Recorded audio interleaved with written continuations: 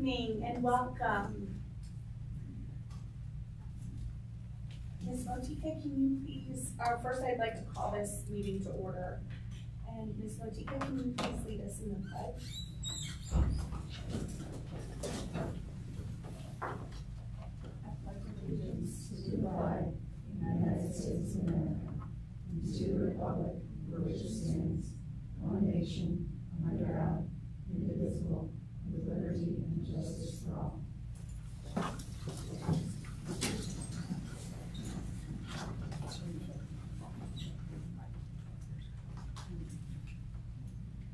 Is this all of the comment cards Ms. Heidenreich? Yes, and we have one online. Okay. Okay. First public comment would Miss Sophie Clancy. We would just ask that you please stay behind the podium. Hello, everyone. My name is Sophie Clancy, and I'm a rising senior at Kirkwood High School. I'm sure that many of you are aware of the email I sent on July 23rd regarding the safety concerns I have about Kirkwood High School. In the email, I mentioned that there are 27 school shootings just this year in 2022. And last year was the highest number on record with 34 in 2021. I also mentioned the daily safety concerns I see every single day at Kirkwood High School. But I'm not here to just talk about the problem. In the email, I also proposed possible solutions such as changes to the ALICE training, multiple security officers on campus, a closed campus, metal detectors, and improving the counseling system. As I'm sure all of you know, the Kirkwood School District mission statement is to equip students with the skills, knowledge, understanding, to be empathetic, successful, and to value all people. But how can a student be successful if they have to live in constant fear? How can a student focus on the schoolwork at hand if they're scared for their life? I believe that this issue should take precedent before any other issue. So I ask, what will the school board do to make sure that they are succeeding in their mission statement? What will you do to make sure that every child's life is protected? Thank you. Thank you. And just a reminder that with public comment, we do not respond at the time, but what we do, Dr. Ulrich or myself will follow up. Thank you. Dr. Shaw, if you want to. Oh. Yep, sorry. And at this time, we have a online public comment that Ms. Heidenreich is going to share with us. This comment is from Stacy Winters.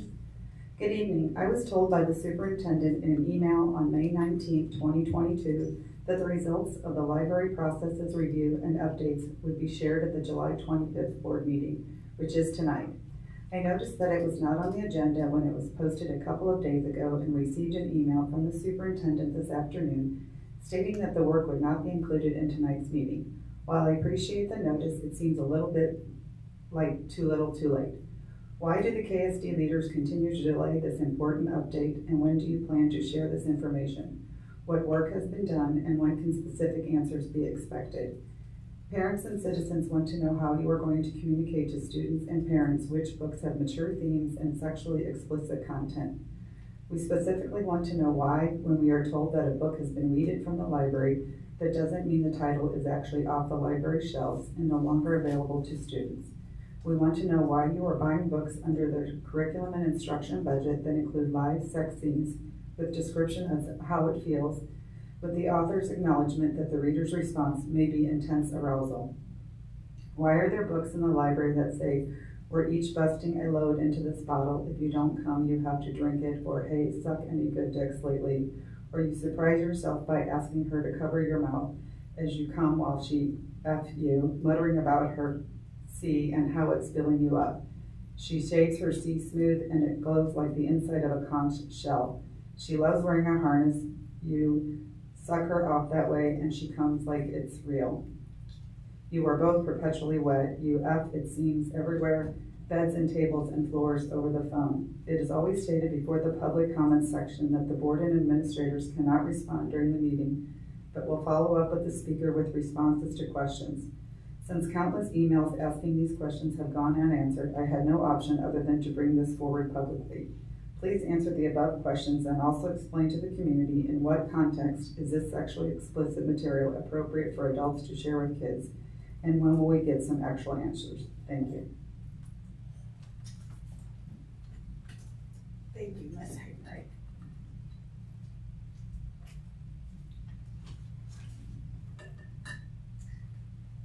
Okay, I need a motion and a second to approve the agenda for the July 25th, 2022 regular meeting as presented. So moved. Second. Ms. Benardi and Ms. Hank. All those in favor of approving the agenda, please raise your right hand and say aye. Motion passes. Moving on now to awards and honors. Ms. Steph. So it's summer, but we do have some good news to share, although we'll have much more once our schools are fully back in session. The Girl Scouts of Eastern Missouri recently announced that Samantha Hepburn, a student at Kirkwood High School, and Anna Rawlings, a 2021 graduate, have recently earned the Girl Scout Gold Award. The Gold Award is earned by a high school-age Girl Scout who has dedicated, on average, more than 80 hours to address an issue she is passionate about in a way that produces meaningful and permanent change. Both of these remarkable young leaders were recognized during a special ceremony at Maryville University on June 12th. Katie Myers, Kirkwood High School language arts teacher, was announced as a 2022 Regional Teacher of the Year honoree. Myers was announced as the Kirkwood School District Teacher of the Year in March, which made her eligible for the regional award. Myers is one of 32 Regional Teachers of the Year selected from all over the state, and one of 9 from the St. Louis area. The Department of Elementary and Secondary Education will select a Missouri Teacher of the Year, which we expect to be announced in October. And finally, the Kirkwood High School Wind Ensemble has been selected to perform for the 85th Annual Missouri Music Educators Association in-service workshop and conference in January of 2023. To be selected, applications are evaluated by an out-of-state committee of music educators who review recordings and make recommendations to the MMEA President and Executive Director. So congratulations to the Kirkwood High School Wind Ensemble.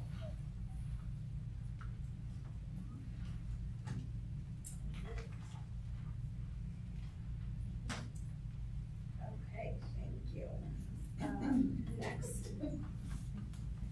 Next up is 6.01, and that is an update on safety and security.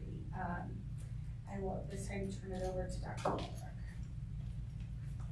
Thank you very much, Madam President. I greatly appreciate that. Thank you for everybody being here this evening. We've been asked to provide an update on our safety and security, specifically in our district, and have invited Mr. Marty Scott, our Director of Safety and Security for the school district, to present a report to the Board of Education this evening. Mr. Scott. Thank you to our board members.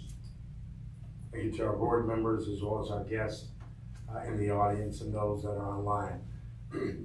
We'd like to start by indicating that you will see a few items that are on the agenda that have already and are under work as of maybe a few years ago. So as we go through the list here, we'll indicate the most pressing items that are important to the district. As you can see here, the safety of our security of our students and staff is a top priority throughout the district. These slides here are some of the key recommendations by myself. One of the first things that we're taking a look at is additional school resource officers.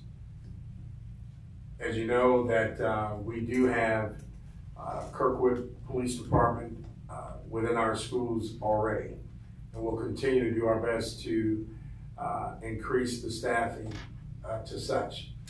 Additional security staff to Kirkwood High School. The staff will be used to monitor 3 of our choke points or our main entrances, which are Doherty Ferry, Essex, and Chopin.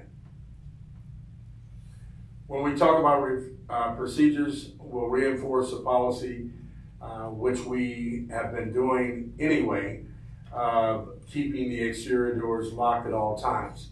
That is a process that has been an ongoing task throughout the high schools and our middle schools. And of course, we're always looking for the support of our parents and driving home the message that doors are not to be propped. Begin locking classroom doors during the school day. Permit Kirkwood Police to have live access to our security camera systems to improve the intruder response. And once again, we'll reiterate that that's for emergency purposes only. That's when, if, and God forbid that we don't have anything happen, if that should happen, they would already have access to our camera system.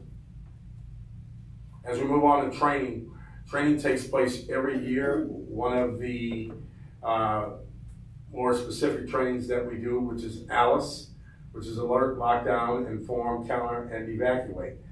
That is gone over every year with our new and incoming staff, whether they be administrators or teachers, and throughout the year, ALICE is discussed.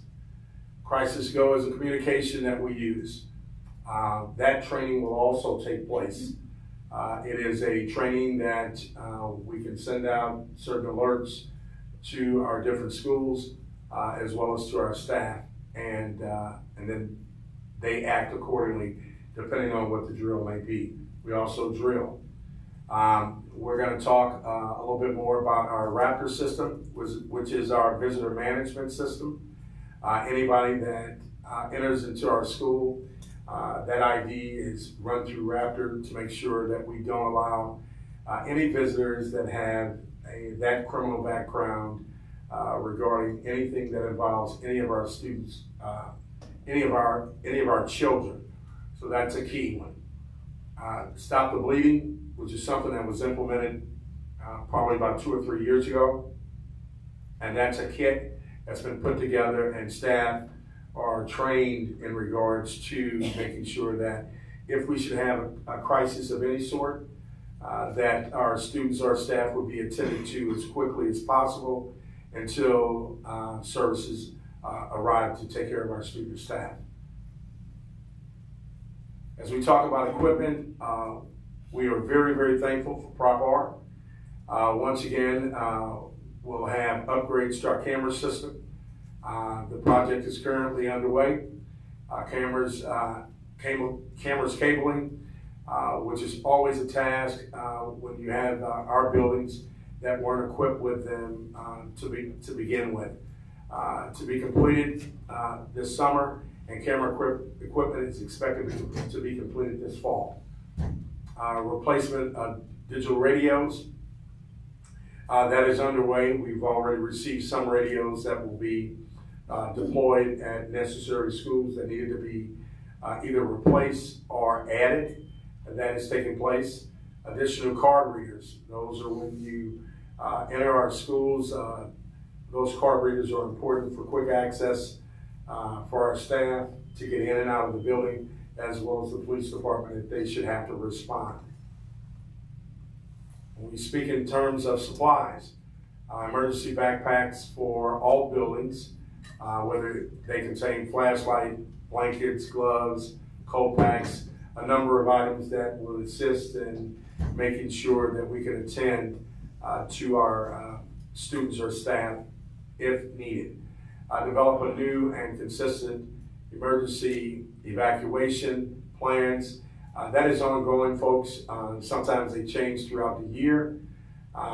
We have plans in place for each building. Provide binders to each school that will have the district's emergency response plan, as we currently have the plan on an electronic device. As we all know, some of us are not as technology sound, But for those folks, we want to make sure that they have an opportunity to have a hard copy of those plans. That would lead us to any questions.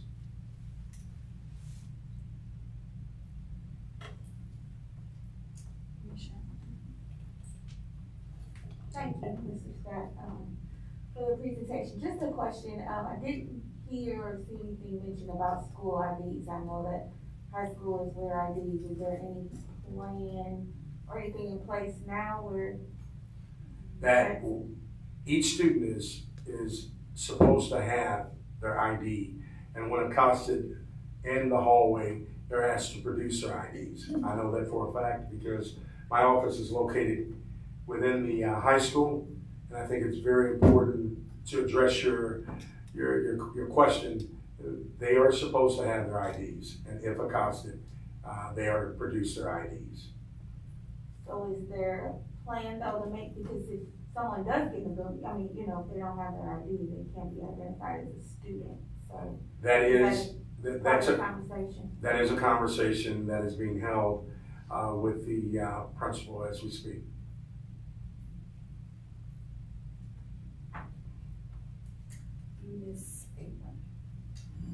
Okay, thank you, Mr. Scott. I think this is a really hard discussion, right? Safety and security, it's in everybody's minds as we're going back into the school year.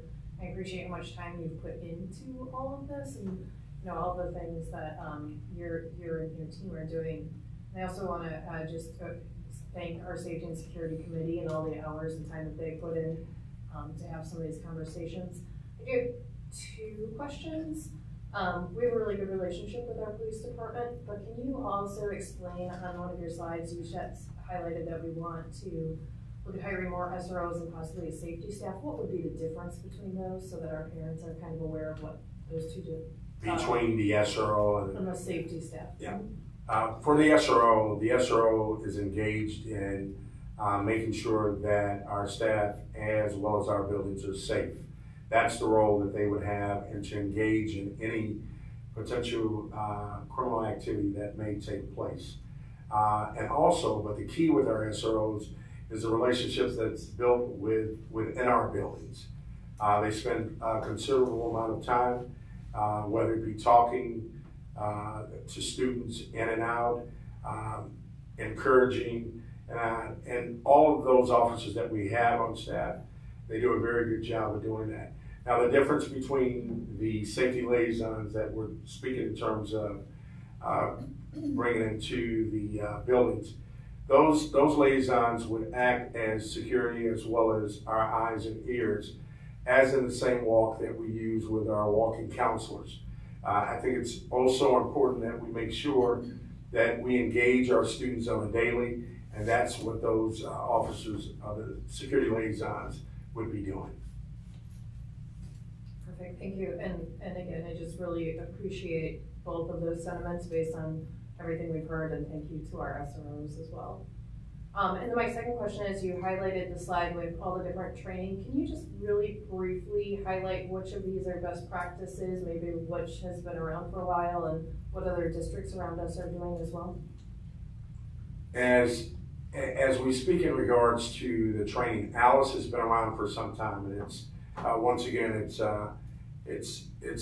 a program that our SROs are instructors, and they instruct our staff as well as our students regarding Alice. That's a program that has been around for some time. It's accepted by many of districts. There are a couple of other programs, but Alice appears to be the most effective. As far as, you know, we talked about Crisis Go. I think that's a platform that we'll continue to use because it is a help with making sure that when we do our drills, as well as whether it's intruder, tornado, alert of any sort, that's where Crisis Go, and it's been around a little while also. We try to be very innovative in some of the things that we do. We don't put everything out there because that would just be a no-no of some of the security innovations that we use. And Oh, thank you. Mr. Scott, thank you so much for this presentation. I know that one thing that you reviewed was the locking of the doors, which is on everyone's minds because of current events and tragedies. And also our secure entrances, that I know we're working on getting those new entrances secured so there's only one. And I just want, so that you can share with us the procedures for communicating all that to the staff. We know that you go through the procedures to make sure that they know what to do with the doors and entrances. That's correct. As we pass down, we work through our building administrators and make sure that the message is very clear in regards to the no propping of doors. Also that all doors will be locked from the outside, but they will be able to gain an exit through the inside because of the type of lock that's on the door. That is a message that has been going on as far as 2020 since I've arrived. And it is a message that will continue to be very clear and concise with no deliberation at hand. So when we talk about making sure, you know, we want to, here again, Prop R, we want to thank the folks that helped that move along, because our vessels, our security entrances are a first line of defense, as well as our cameras that will be deployed here shortly. Thank you for all the training and for all you do, and for also keeping us safe for all the things that we can't talk about that you do. Thank you. Ms. Sher. I just had a clarifying question with the card readers for the exterior doors. Are those for adult teacher access, or will students have access with their IDs as well? Students will not have access. That is only accessed by our adults and all of our staff that have badges such as this one here to be able to gain quick access and entry into our buildings and out of our buildings. Okay, so with it being an open campus and they go from building to building, so you're saying that there will be an adult, because what if adult at each entrance to let kids in, heaven forbid something happens and they're caught outside? Yeah, correct. We'll try to make sure that somebody is deployed in those areas that we mentioned regarding Chopin, Essex, and Dory Ferry. And if it should be, if a crisis should hit, that is some of the training that is put forward through Alice. And so our staff should be able to respond appropriately. Okay, yeah. We're not going to leave anybody outside. We'll make sure that the communication is very clear on what we need to do. I have a quick question. So are the students also at the high school then trained on that in terms of when they are passing, or when they are, if they're outside when it's not a passing period, what to do? Are we training kids on that? Well, that's one of the things with the program that I'm going to start, to make sure that our students do know what to do. But that is discussed during drills. Perfect. We make certain that our students are well aware of what to do in place of drills. Okay, and then just to kind of piggyback on Ms. Pangborn's question with regards to the difference between the security liaison versus an officer. And one of the main differences is that one is armed, correct? That is correct. Okay. Mark, do you have any questions? Great. Okay, thanks again, Mr. Scott. And, you know, I think this is a good time to express to our community that this is something that we take very serious. And as Mr. Scott mentioned, there are some things that we do not discuss in the public, but for the safety aspect of that. And so we want to make sure our students and our public know that this is something that we take very serious, and we're always looking to improve and make sure that everyone's happy. So thank you again, Mr. Scott. Okay, next up is 6.02, Equity Task Force Hiring Report, Dr. All right, thank you very much. And this is the first opportunity for Dr. Jeremy Mapp to address the Board of Education. As the board is well aware, each July we do bring to the Board of Education the Task Force Effort 11 update, specifically surrounding the effort to eliminate the achievement gap for our students. So Dr. Mapp is getting everything he needs as we speak. So again, welcome Dr. Mapp, and go ahead if you would please. Welcome, Dr. Mapp. Thank you. It's a pleasure to be here and to give this piece of a little bit of information about where we are as a district in terms of our staff. And I'll have a little bit in there in terms of where our student population sits, and as we said, in regards to this as well. So just going through, you'll see, so our goal in what we're doing with looking at our staff numbers is indeed that as we look back at our task force plan, we had 7 recommendations or 7 objectives and 15 efforts within the recommendations. And so all of this work really focuses on effort 11, which you'll see here is the intentional focus on racial diversity amongst buildings and positions. And so I'll go through and I will kind of highlight building by building, but I don't want to take too much time knowing that the board has seen this and that it is available for the public as well to be able to see specifics.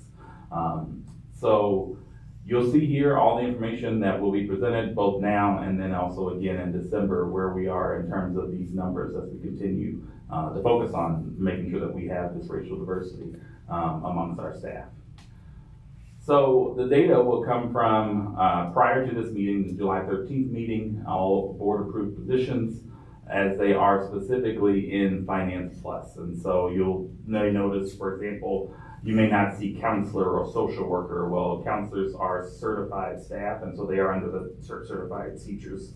Our social workers are technically under an other category, and so you won't see specific data for people, but that is because they are part of a certain category based on how they are in Finance Plus. So here you'll see specifically where our breakdown is of our staff in terms of administrators, our assistants, and our assistants includes, for example, our Adventure Club staff, our certified teachers, custodial, early childhood. You'll see food service, and you only see 2 there. The reason for that, our food service is actually contracted out through Chartwells, and so you'll see specific numbers for Chartwells in a later slide as well. You'll see maintenance, our nurses, our office personnel within all of our buildings, in our central office, and again, other there for all of our staff. And so overall, you can see that our entire district, our staff of color is at a 15.06% in terms of all diversity of staff within our district. And so we will see, again later, an opportunity to see how that compares year to year and how we are doing as a district in regards to this. So over at KCC, you'll see that we are at 7.54% of our staff of color as far as KCC staff. And then, 7.04. And then at Kaiser, we are at 15.15%. At the Kirkwood High School, we are at 17.71% staff of color. At NIFER, we are at 6.67%. At North Glendale, we're at 20%. At North Kirkwood Middle School, we're at 11.43% of our staff is staff of color. At Robinson Elementary, 26.15%. At Tillman Elementary, 15.38% of our staff. And at Westchester, we have 10.77% of our staff is staff of color in Westchester. So then we have also breakdown into our all other staff within the district who are not specific to buildings.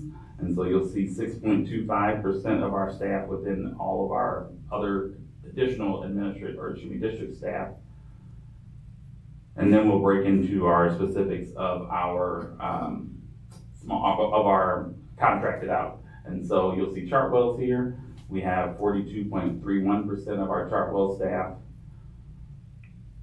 36.59% of our first student staff, which is our contracting for transportation. And then finally, special school district, we have 8.34% of our special school district staff is staff of color within our district. So overall, you can just kind of see where numbers are.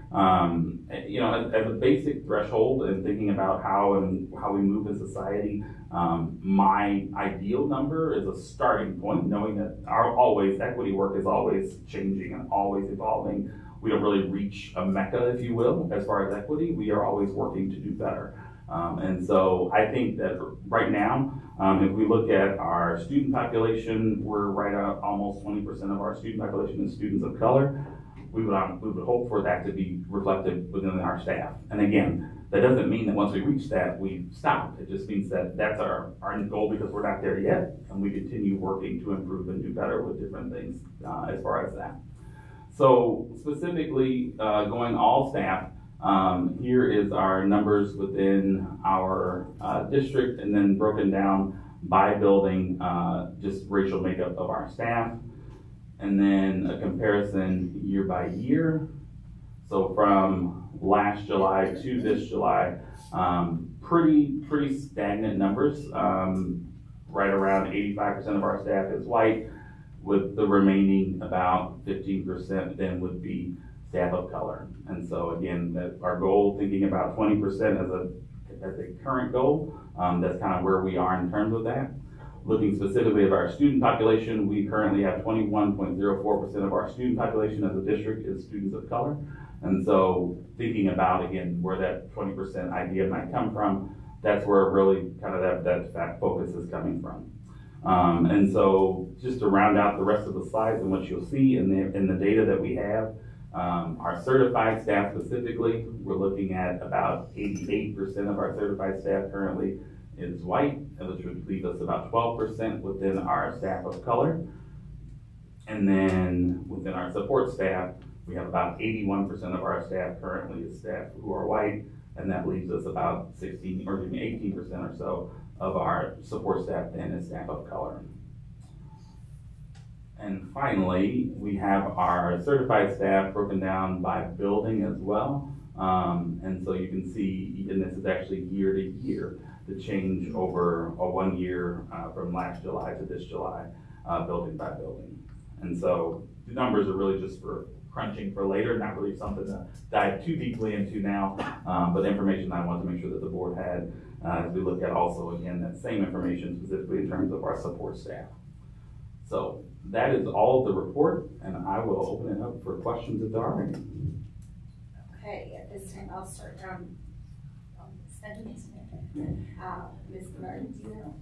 I just want to thank you for this report, and I think it's so important that the way you presented it to show if we're reflective of our student population. And it's very nice that you broke it down by school, and then also did it compared it year to year. And I'm always the one that talks about the data, and I think you did an excellent job. And welcome, Dr. Mann, for your first presentation. Thank you. I also want to say thank you, Dr. Mapp. Can we expect in future years that you're going to take this historic kind of approach to show us where we're doing better and where we have opportunities for growth?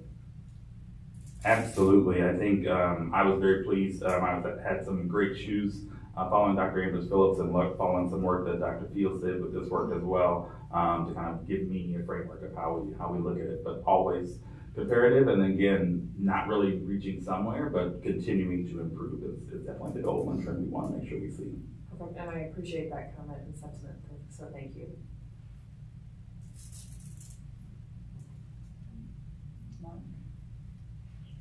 Mark? Thanks for the presentation. I did have a question. Can you hear me now? Yes. Yes. All right.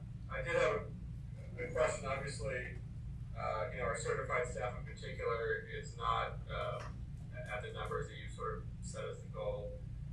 And certainly would be interested in hearing if there are steps. We've taken some steps already, which you can summarize for the room like, but we'd be more interested in what additional steps you think, whether you can have it today or at a future meeting, that we can take to sort of increase the numbers among certified staff to a point where it's more representative of our student population.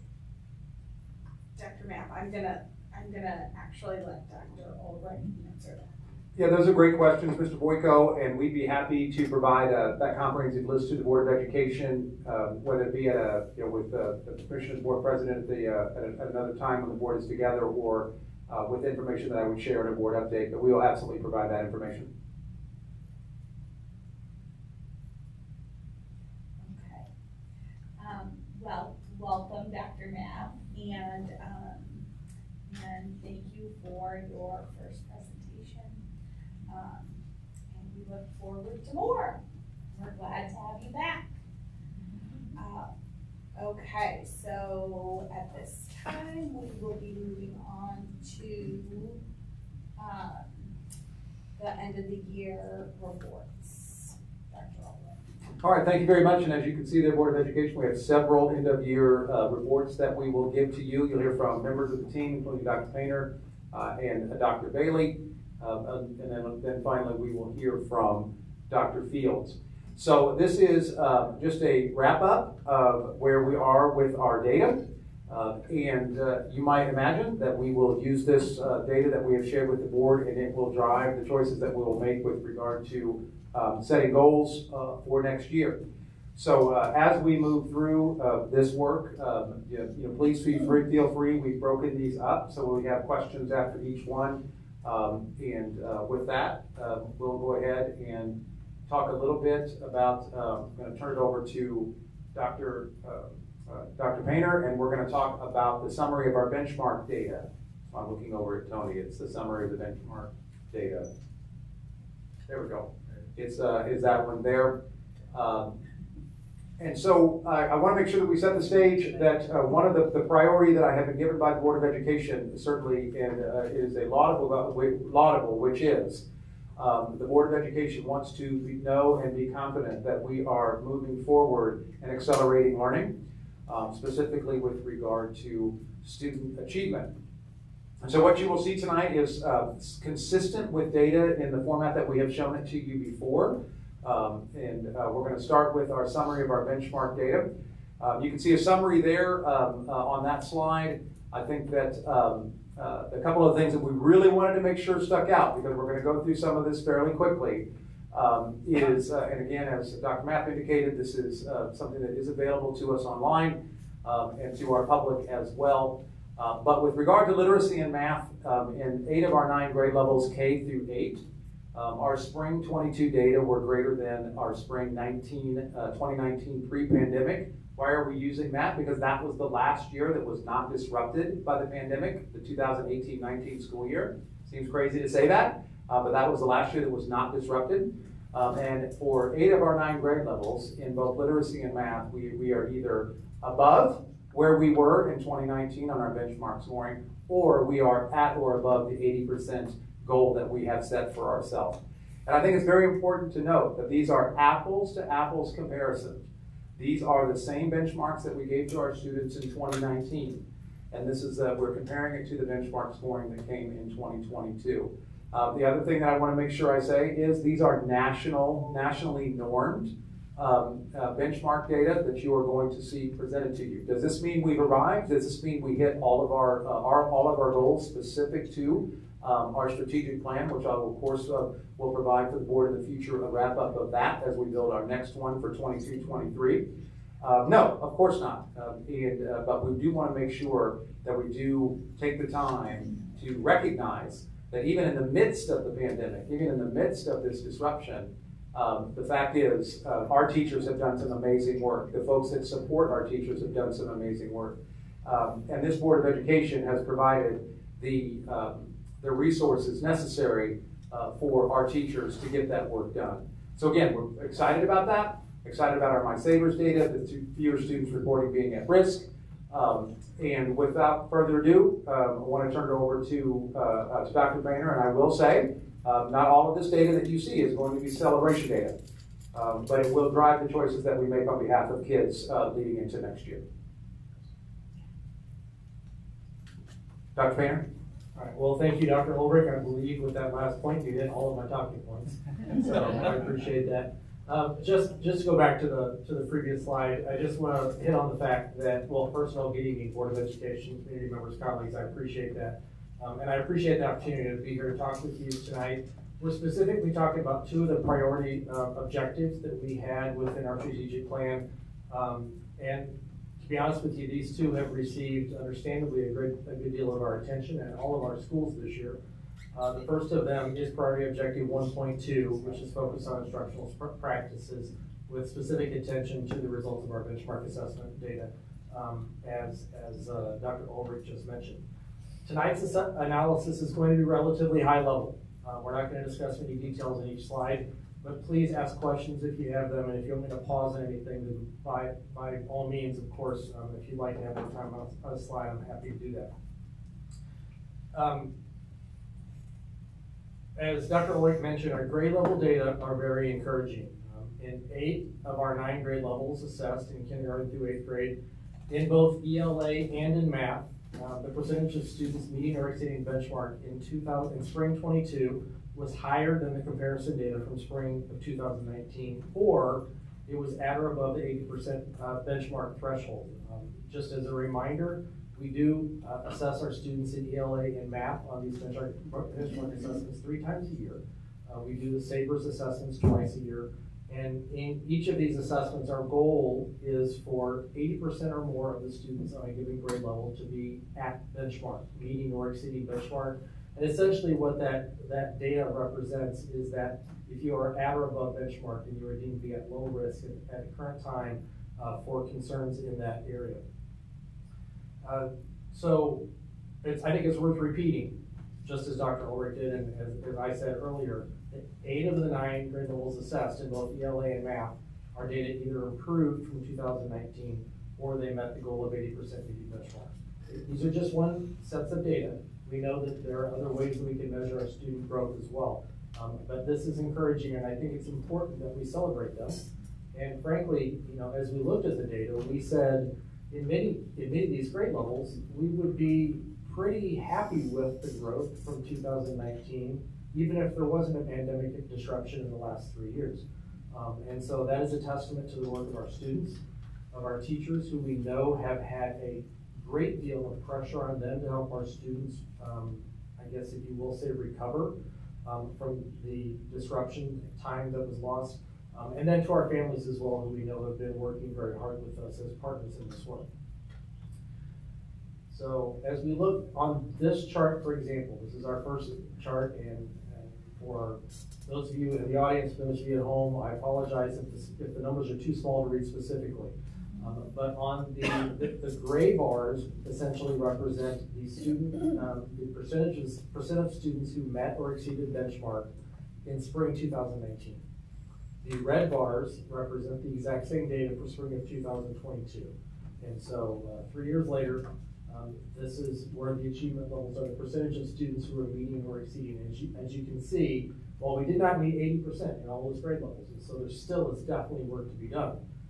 In kindergarten through 7th grade, or through 7th grade, the red bar was bigger than the gray one, or the red bar was at or above 80%. Are you okay with question just being that? Absolutely. Okay. What do you feel like led to this? Well, I think there's been a growing attention to this work. I think that our teachers have bought into the data considerably over the last several years. I think that we have had a lot of focused, targeted instruction with our students.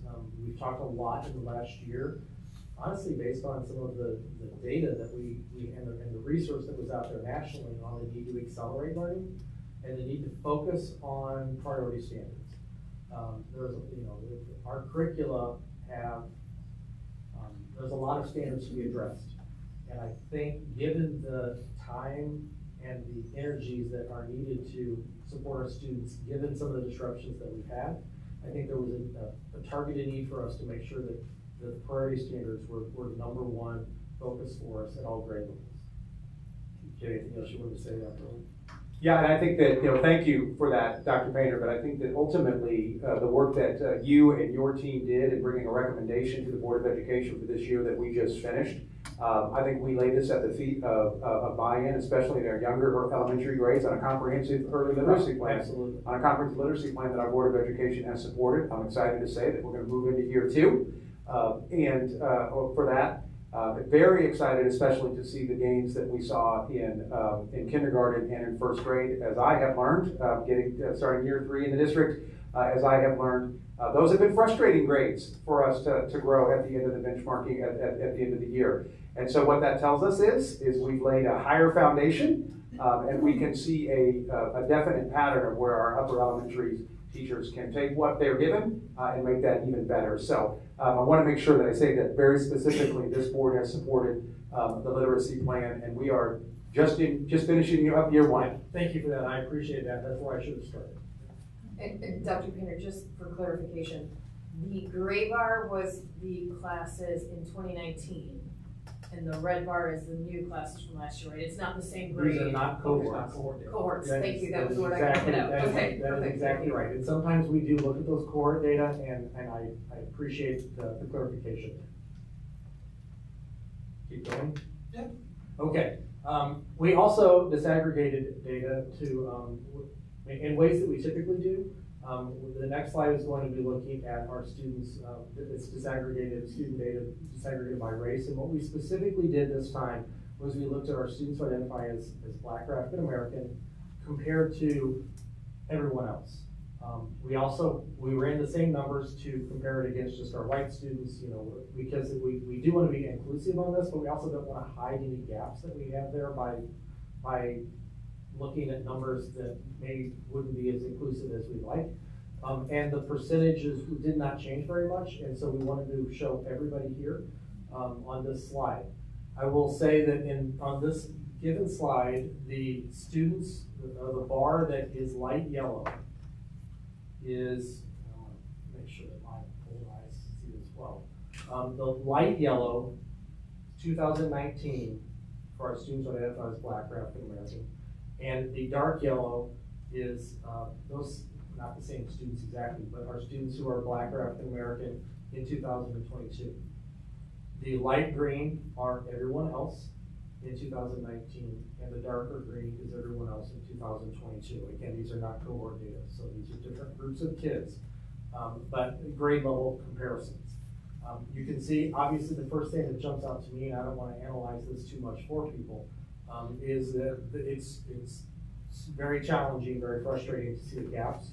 We would like those bars to be comparable and not where they are right now.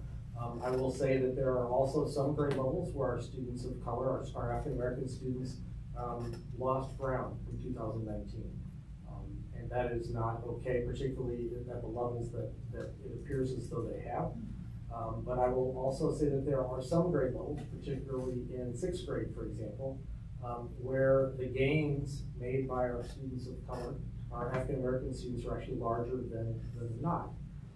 And so there are some things for us to look at, and obviously, well, not obviously, my opinion is when we look at data, sometimes there are answers, but usually there are smarter questions. And so we have to look at these, and we have to be asking those questions of ourselves at the programmatic level, but then we want our building principals and our teacher teams to be doing the exact same thing at that level as well. And again, this bar is just for literacy. You sure? Thanks, Brian. That was going to be my question. You kind of mentioned the building leaders, because I always say these percentages break down the actual kids. Yes. Numbers, it's not that many if there's only 9% within the whole district. So how are building leaders being held accountable to ensure that there is growth? Absolutely. Well, I'll look it up. Yeah, with regard to the accountability, that is absolutely will remain a part of the evaluation system that we have for our principals and how they're evaluated on how they reach the goals of their annual plans. And Also taking this data and looking at the gains or where we did not make gains, the specificity of that will emerge in the building plans. We'll drill down to the buildings in terms of performance and where gaps have widened. And frankly, we need to take a look at where gaps, the gains actually closed the gap, whether it was, however slightly. In terms of that accountability, that's where that work happens. And then it's on it's on us to support, whether it's, Dr. Fields through hiring, Dr. Mapp through working with our administrators. But ultimately, that accountability lies with their goals and how they set those related to the strategic plan.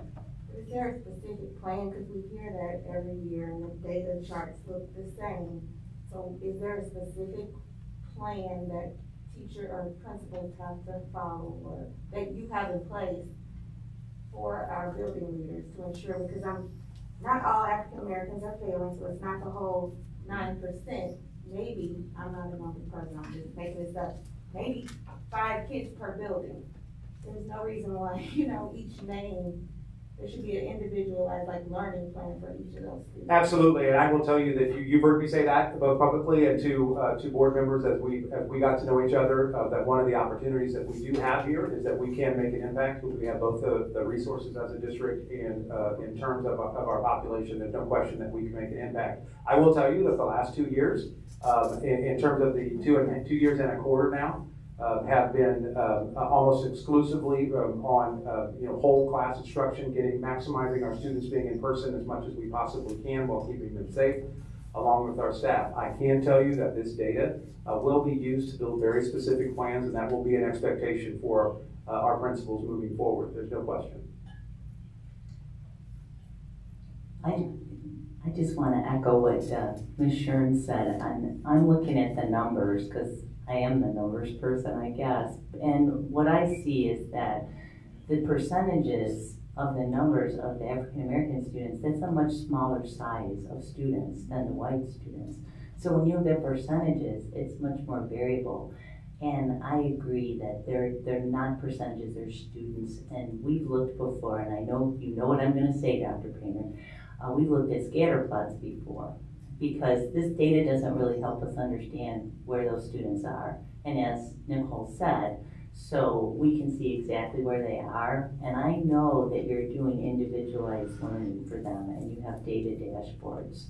But for me, this percentage bar comparison, because the sample is much smaller, that it doesn't seem to be, it doesn't really tell us what's going on, I guess.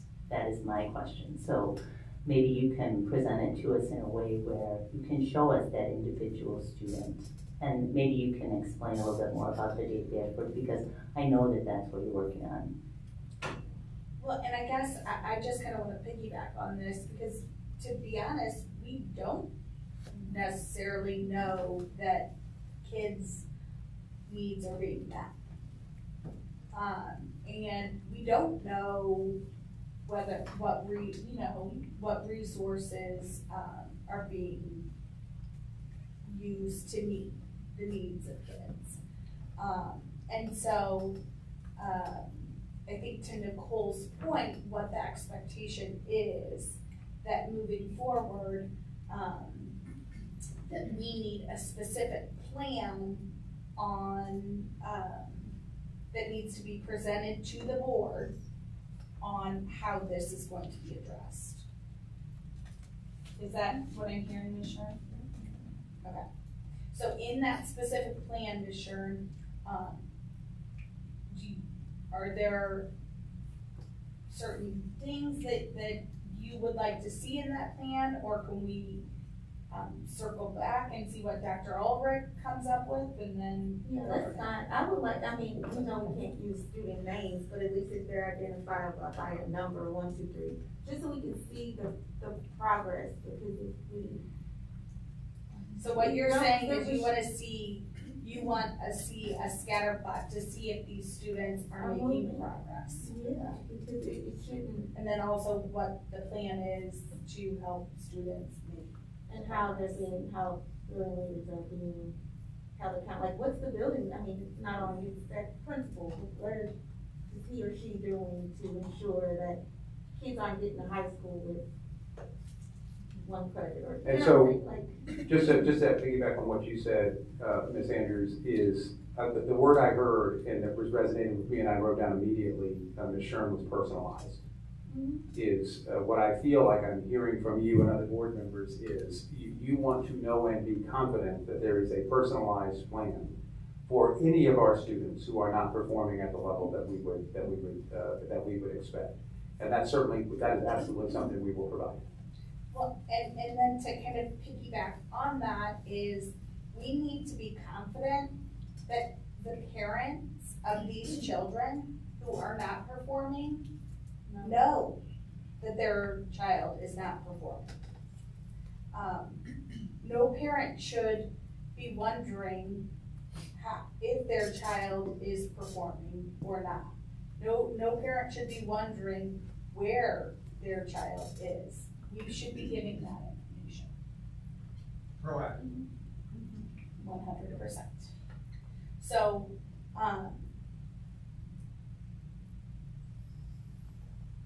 we need to, we're expecting follow-up on this and so we can talk later on what that's gonna look like, but as Ms. Sherm said, this is something that has continually that we've discussed, and so we need an action plan.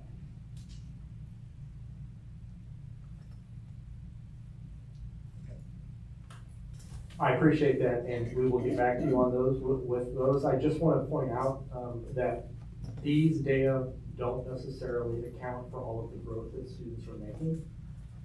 And so just because you're not meeting benchmark doesn't mean that you haven't made, in some cases, aggressive growth this year. It may be that you were much further behind benchmark, and so there's work happening, and Dr. we can represent that.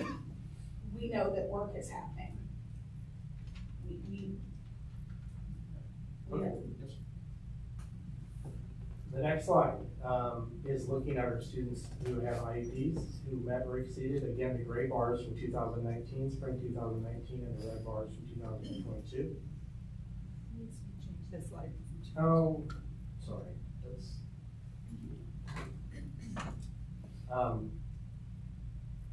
again, this is for literacy kindergarten through 8th grade. You can see that in many of these grade levels, we do see the gains from, and basically the red bar is bigger than the gray bar, but that is not the case in all grade levels. And so this is something that, again, we're already working to analyze more. I know that our special education leadership is looking specifically at these so that they can continue to determine how we can move forward in support of these students. And finally, we have looked this time, because we've had questions about disaggregated data by gender in previous presentations, and so we looked at our literacy benchmark data disaggregated by gender. The female scores, the light yellow is female in 2019, the darker yellow is female in spring of 2022, the light green is male in 2019, and the dark green is male in 2022. So you can see those data as well. Again, there are gains made in some areas. They're not, and quite honestly, I want to do more research on this because there were some gaps between male and female that were larger than I anticipated in some of these grade levels as well. And Dr. Painter, it might even be interesting, again, if you're gonna nerd out on data, to look at the gender and race, right? And break it down to even more, not necessarily that we have to share it, but just again, recognizing those differences if there's any. But I appreciate looking at this, and I'm even more intrigued by some of the math breakdowns. Absolutely. And then just for point of clarification, we would typically be looking at our students who qualify for free or reduced meals as well. But because the last 2 years, those meals have been free to all students, we do not believe that data would really be accurate for us to look at that. Ms. Motika has a question. I would like to see at some point, and I know we've already talked about this a little bit, but the cohort measurements. Yes. Because I'm sort of trying to hop from, one grade to the next to see how those changes have occurred, and I think that would be really helpful to be able to see if they were in the, if we have 80% in kindergarten, but in 4th grade, those kids are down. Absolutely. I have spreadsheets built that make that hot for us. Some of you have lived through my presentations that were an hour plus, and I was hoping to avoid that for you tonight. Okay. All right, I'm going to keep moving, and the exact same slides are provided here for math. This is all students. Again, the gray bar is 19, the red bar is 22, and you can see, again, the gains were made in all grade levels, with the exception of 8th grade. In the interest of time, I will keep moving. Again, stop me if you have questions. The next slide is our students who identify as Black or African American compared to all others. The gaps are even more dramatic, unfortunately, on these slides than they are in ELA.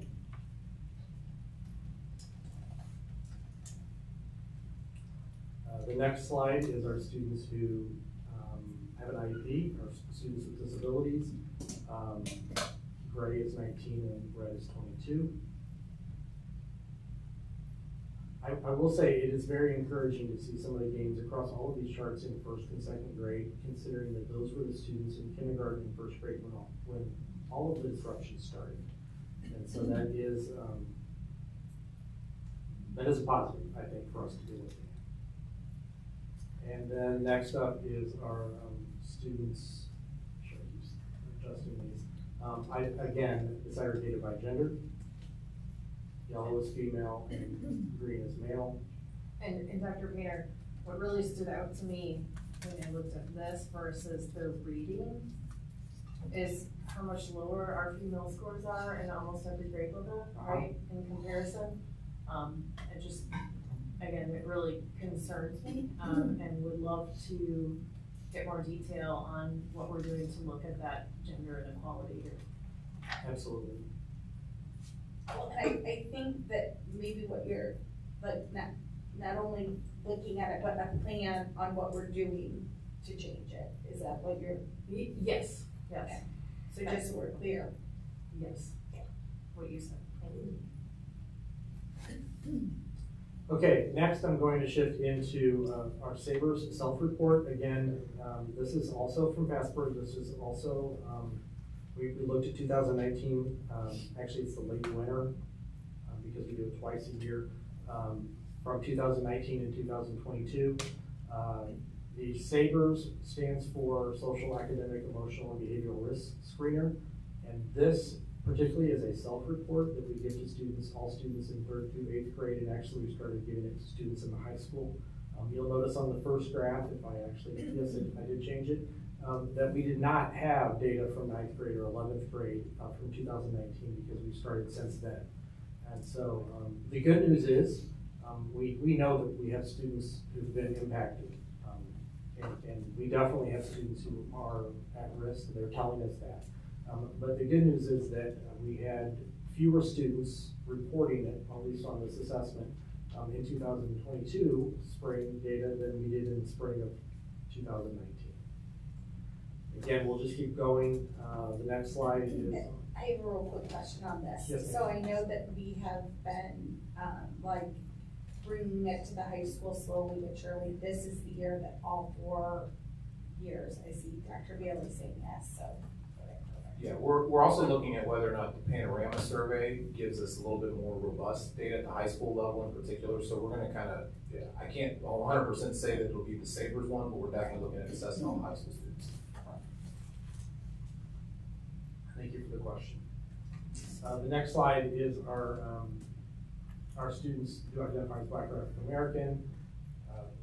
Looking at those data, you can see in many grade levels there again was an increase in or it's a positive increase, I guess, in the situation. Fewer students who are reporting that they feel at risk, and that's not the question. Obviously, there are numerous questions that lead to that calculation.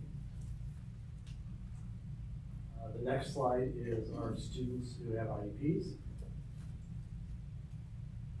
And the final slide is our students disaggregated by gender.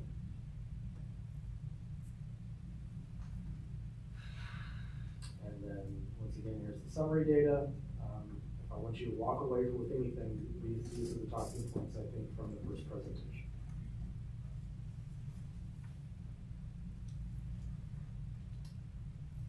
Sure. Thanks, Dr. Painter. And I kind of led to this. I was wondering, will we see EOC data, like for high school? From Dr. Bailey's going to be presenting some high school data. Okay. Some of our data are still embargoed, and so we don't have all of our MAP or EOC data that we can share at this time. We definitely will be bringing those to you later in the fall. Okay, and then also, I requested Pioneer Pathways data too. I think it'd be interesting to understand how many kids we are, even to hear about the program, where the status is, how many kids are getting Missouri Options diploma through that program. Okay, thank you. Any other questions on this presentation? Mr. Boyko? Anyone else?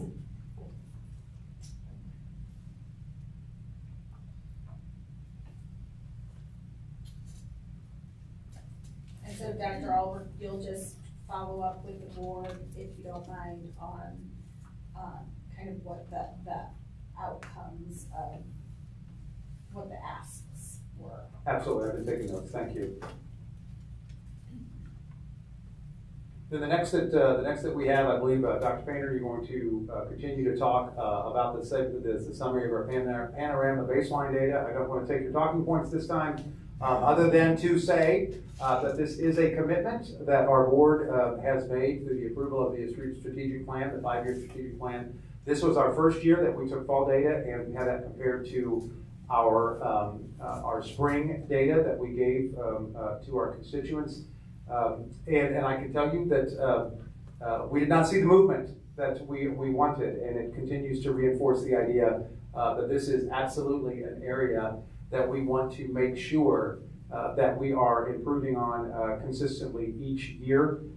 We do know that if our students feel safe, if they feel like they are welcome, and feel like all students feel like they belong, we know it creates an environment where they are able to achieve at higher levels. And so, Dr. Painter, I'll just go ahead and turn that over to you and walk the data. Just as a reminder, this is 21-22 data only. Obviously, we weren't giving it in 2019, so we put this in separate presentations to make sure there was no confusion. Dr. Painter? Correct. Thank you very much. Sorry. Thank you very much for that. You are correct. These are 2 different data points from this year, and these are tied directly to part of the Objective 3.1, which really is about creating our culture and climate of belonging and dignity in our schools. As Dr. Ulrich mentioned, we did hope for more growth. We hope to see gains, particularly in these areas from our fall to spring data. In our conversations with Panorama, I will say 2 things, and these are not meant to be excuses at all, but they said that sometimes comparing fall and spring is less of an indicator than comparing fall to fall and spring to spring. And so to some degree, we are looking at these both data points as baseline, but that doesn't mean that we're okay with the fact that we didn't see the gains that we had hoped from fall to spring. And so I just wanted to share that as we look at these data going forward. We are today sharing student data from 3rd through 5th grades and 6th through 12th grade, all of our students. We also have teacher data and staff data. We also did survey our families. Those are not included today, but we can provide those data either at a board meeting or on a Friday update or something like that. We're looking at a comparison of fall 21 to spring 22. Some of the talking points, the highlights, our fall and spring baseline data do reinforce that need for us to continue focusing on climate and belonging with our students and staff. We saw, I will say, I'll start with a highlight here, that student sense of belonging scores at the elementary level in 3rd through 5th grade did score at the 80th percentile. But we have on climate and belonging scores, and this is in Kirkwood, and this is actually a national trend as well. For whatever reason, they tend to go down as they get into middle school and high school. That's not an okay thing. We want that to, we want our kids to feel like they belong and that they feel that the climate is a place where they do want to be at all grade levels. And I would say that our middle school and high school staff would wholeheartedly agree with that. And then less than half of our students at 6th through 12th grade and our staff members, and this is something that I do think we can improve upon and we'll need to improve upon. Less than half report a strong sense of connection to other adults in their schools. We can blame some of that, I think, on 6 feet, if you will, and on being not in the same buildings because of pandemic, that sort of thing. But at some point, we have to correct that. We have to build those connections, rebuild those connections, and I know all of our schools are committed to that work. The slides, again, there's no 19 and 22. These are just fall and spring. The first set of slides, when we look at students, because there are two separate surveys for 3rd through 5th grade and 6th through 12th. The yellow are, the light yellow is fall for 3rd through 5th grade, and the darker yellow is spring for 3rd through 5th grade, and the green is fall and spring for our 6th through 12th graders. And you can see there on the first slide that 80% of our, that 3rd through 5th grade, their overall belonging score was roughly at the 80th percentile. But conversely, our secondary schools was roughly at 30%. And so when I said there was a drop, it was a pretty significant drop. And so that is something that we want to continue focusing on. Each of those items below are just the questions that make up that larger construct. And so I'm not going to go through all of those other than you can look and see at how we did it at the various grade levels. The next slide is our teacher belonging scores. These are certified teachers in our that are tied to a school because that's how we surveyed. And so you can see that our overall belonging score was basically the same in both the fall and the spring at 52%. And again, the questions below there are the items that make up that larger construct. The next slide is, yes. So our teachers, their overall belonging score, that's at the 20th percentile nationally? It is.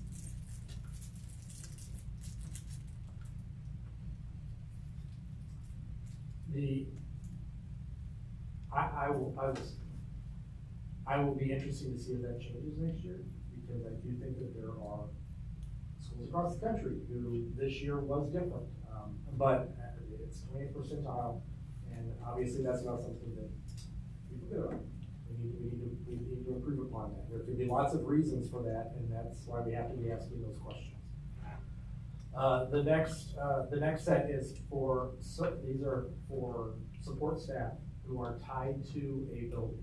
And so we have support staff all over our district who actually were not included in these data. They didn't actually take the survey, and we're looking at ways that we can include them going forward. But the surveys were built around school level questions, and so that's something that I just want to make sure that I'm clarifying that. And so the overall belonging score for support staff was essentially the same, 53 and 51 in fall and spring. I would imagine that they did. They would be certified, so they'd be in with the teachers. But that is, I can't speak. I don't know if they all took it, but yeah, but that they would have been. We told them that that's where they would take.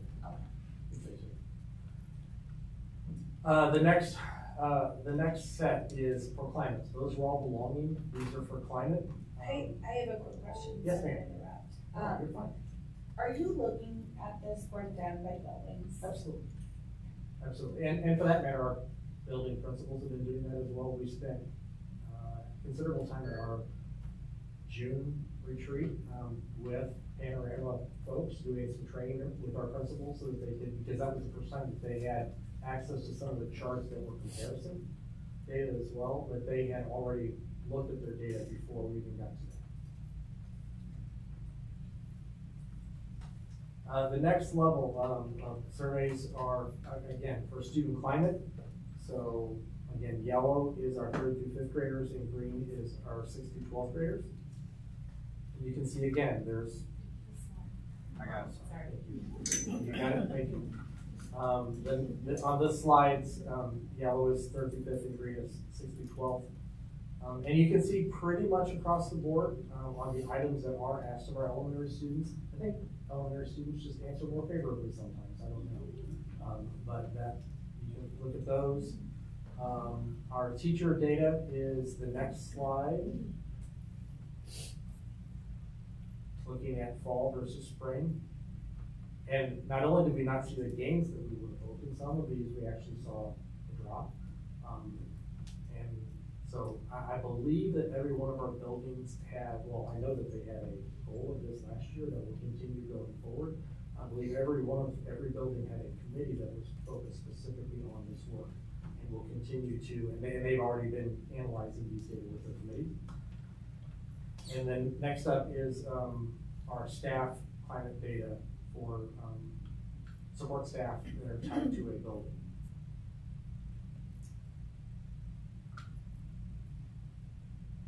And then, did I not change it? Oh, sorry.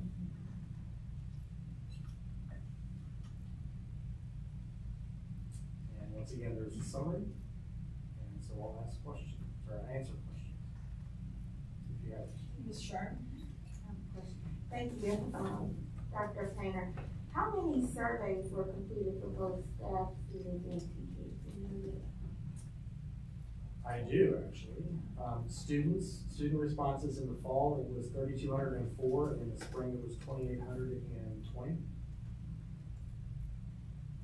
For teachers, it was 362 and 358, so roughly the same amount.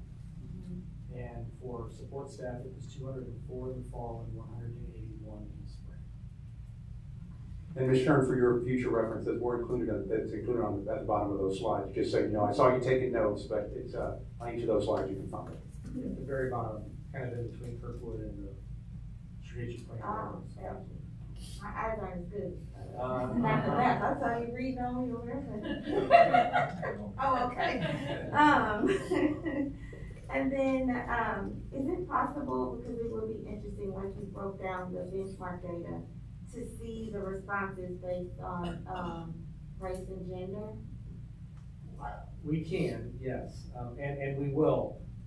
It doesn't come out quite as clean as the benchmark data do, because of the way that the disaggregated data are reported. But yes, we will get those for you, because it is very important for us to look at those. Because, for example, do you feel a connection to another adult in your building? When we look at that, we want our kids to be answering favorably to those questions. And if they're not, we need to try figuring out why. As well as teachers. Absolutely, yes, absolutely. And staff. I think that would be interesting. And so then, I wrote down, like, so now what with this data? I know you mentioned that principals have broken down the data, yes. But I don't know if it's your answer or your question. From a district level, what are we doing with this data? Yeah, I can answer that question. We are requiring each of our buildings to have goals surrounding exactly this data and improving on it with goals that we believe are achievable, specific, and achievable and timely. And that's what Dr. Painter was alluding to. Our principals already had spent time with Panorama. That was at our June retreat where they broke down this data, had their building data by building. And worked on that both at the staff level and at the student level. There will be goals associated with both and improving at each of the schools. I will also add, as you know, that our staff development days this year, beginning on September 17th, have a very intentional and specific focus on belonging and wellness, particularly at the adult level. And the August 17th, for example, is a building focus day. All of these building focus days, they are really being intentional in the belonging piece. And we know that the work that we're doing at the building level with staff around belonging, much of that can be transferred to the classroom because we want our students to be feeling that belonging there as well. I will also say, my colleague to the left here, I'm not passing this off, but he will be taking point on this work going forward. And inclusion is a big part of his work, and he brings a lot of expertise to the table as well. And I know he's chomping at the bit to be in classrooms and be in schools, engaging in the work with our principals.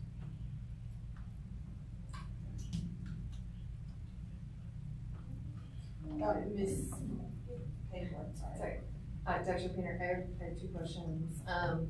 Did building leadership get to see the parent input from the Panorama survey during your retreat?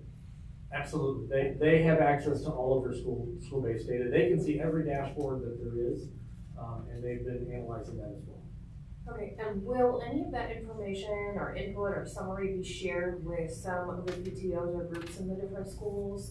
Because a lot of them are having discussions on belonging and welcoming, right? And trying to incorporate that into the conversations and things that they do. So I'm curious. I would anticipate that as a yes, because I know that many schools, if not all, share their fall data from last year at PTO meetings as well, or at least had conversations with their executive boards and that sort of thing. Okay. And then my second question is, when can we see the fall data when it comes in? So to your point earlier that, comparing fall to fall, will we be able to see that, or do we have to wait till the spring after? No, absolutely. We can show those. Okay. So we'll bring that to you once we have that data and the principals have had a chance to break it down. We'll absolutely bring that to the board. Okay. And is that like October timeframe? I will tell you, it will. We will have a fall distribution of that. The board can expect that before the holiday break. No question. Oh, okay. All right. Yeah. Thank you. And I have a quick one, Dr. Painter. I have a question about Yes. Panorama versus My Savers. I wanted to ask you about the overlap and if you feel that it's important to continue to do both, or if there's, is that the plan? I know we only used to do My Savers, but now we do both. That's a great question. There are a number of student survey items that we can ask our students. Very few of the survey items that we've asked students would there be an overlap on with My Savers at this point. If we were to decide just to go with Panorama and not with Savers, then we would need to add some additional questions in their data bank to our student surveys, because right now they wouldn't be apples to apples at all. Obviously, anytime you decide not to do a survey that you've been doing for some time, you do some historical comparisons there. But we're interested in getting good data, not just continuing things because we've always done it that way. And so that's something that we are looking at. Okay, because the numbers look low for the Panorama surveys compared to the My Savers, would you say? The response rate? I would say from a belonging and climate standpoint, absolutely. Oh, okay. Sample size I meant as well. Oh, sample size? Certainly at the secondary level, yes. I think our participation rate at the elementary level and middle school was pretty high. As we're finding out, it's difficult to get high school students to take surveys sometimes. You don't do surveys for high school, right? We did 2 grade levels this last year. My Savers, yes. I have a question. So I was under the impression that with I've heard it made, the comment made that we had Panorama people come and train us. I was under the impression that we use that survey. Can you explain that we had people train us? Yeah, I can answer that very quickly. What I mean by that is train us in how to break down the data and walking our principals through the data dashboards and ensuring it was through Zoom. And making sure that they understood their data and they were able to drill down in that data and understand it as each of the building principals are expected to work with this and work with their teams. The annual contract for using the survey comes with 3 hours worth of training each year. And so we had training in the fall to initially help them look at their initial data, and then we did follow up in June. So you haven't gone over your allotted time? Like it's not an added fee? Oh, no, it was included in our work with Panorama, absolutely. Okay, so just to kind of summarize this, we're getting a lot of great information, which is great information only if we do something about it. and I had heard both of you kind of say, you had said you had hoped to see gains. And so, what was, I think the board needs to understand what was in your hope to see gains, what was done to create gains. Because I think that we were given this data, right, in the fall. But I think the board needs to understand what was done to try to improve this data. And Between fall and spring? 100%. Because again, I circle back to, this is great information only if we do something about it. So what I think moving forward, you know, we have to have a presentation not only about the data, but what your plan is and your hopes to improve the data. So like, what are the actionable steps that you're going to take to improve the data? Does that make sense? Absolutely. And then we can discuss this, but I think that it's important for the board to have an understanding, a snapshot of what's happening at each building. And so, did I summarize Right, and to piggyback on that, President Andrews, to piggyback on that, I would love to know what other groups were included in those actions, right? Again, just knowing the PTOs, the equity groups, the other, you know, some of the teacher groups at each of the buildings. Again, how are they incorporated into that? Because I think that their data, their responses here are key, right? And if they feel that they were included, we're more likely to see gains, so. Yeah. We'll be sure to include that information. And Mr. Boyko, just want to check in with you. Yeah, I mean, I'm okay. I appreciate your comments as well. I also feel like we have over the last year or two gotten decent descriptions of the board, but you know, summarizing some of those steps obviously makes sense as well.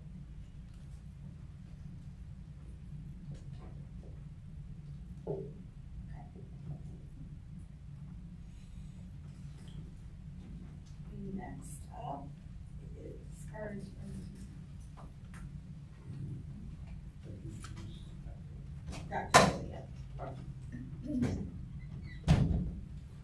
All right, at this time we'll turn it over to Dr. Bailey and have him go over a couple of different reports, including the student achievement data with regard to our high school and some other information there, and then he'll walk through the discipline data report as well as the family exit survey data. Dr. Bailey. Thank you very much. Happy to present this information. I think that what you'll see tonight is specific, obviously, to the high school with a lot of this data, but it is a culmination of our students and their progress through the Kirkwood School District. And you'll see that there are some data points that won't be a surprise to you, having looked at some of those reading scores when students are in the elementary and middle school. But I think that our teachers and our students have done just some amazing, amazing things. And our scores are something to certainly be very proud of, knowing that there's still work and opportunity for us, looking ahead at everything.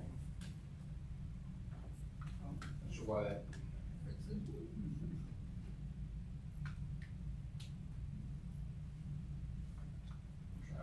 All right. Kind of a quick summary of what you'll see. Our Kirkwood students do perform at or above the national and state averages in many of these national tests and career technical categories. Kirkwood students consistently perform well above state and national averages on the ACT test. Kirkwood high school students took 22 different AP exams, and you'll see those numbers listed as well, but 22 different exams. Just to put that in perspective, there are only about 250 high schools in the state of Missouri that offer AP courses out of 523 school districts. So the fact that we not only offer that, but offer 22 different exams is really a testament to our staff and our community. The graduation rates that you'll see are well above state averages as well. A quick note, and I'll touch on this again when we look at the graduation rate, but we do have students that have some significant special needs, and those students that are needing some additional support after their 4 years of high school go on to what's called vocational skills program training.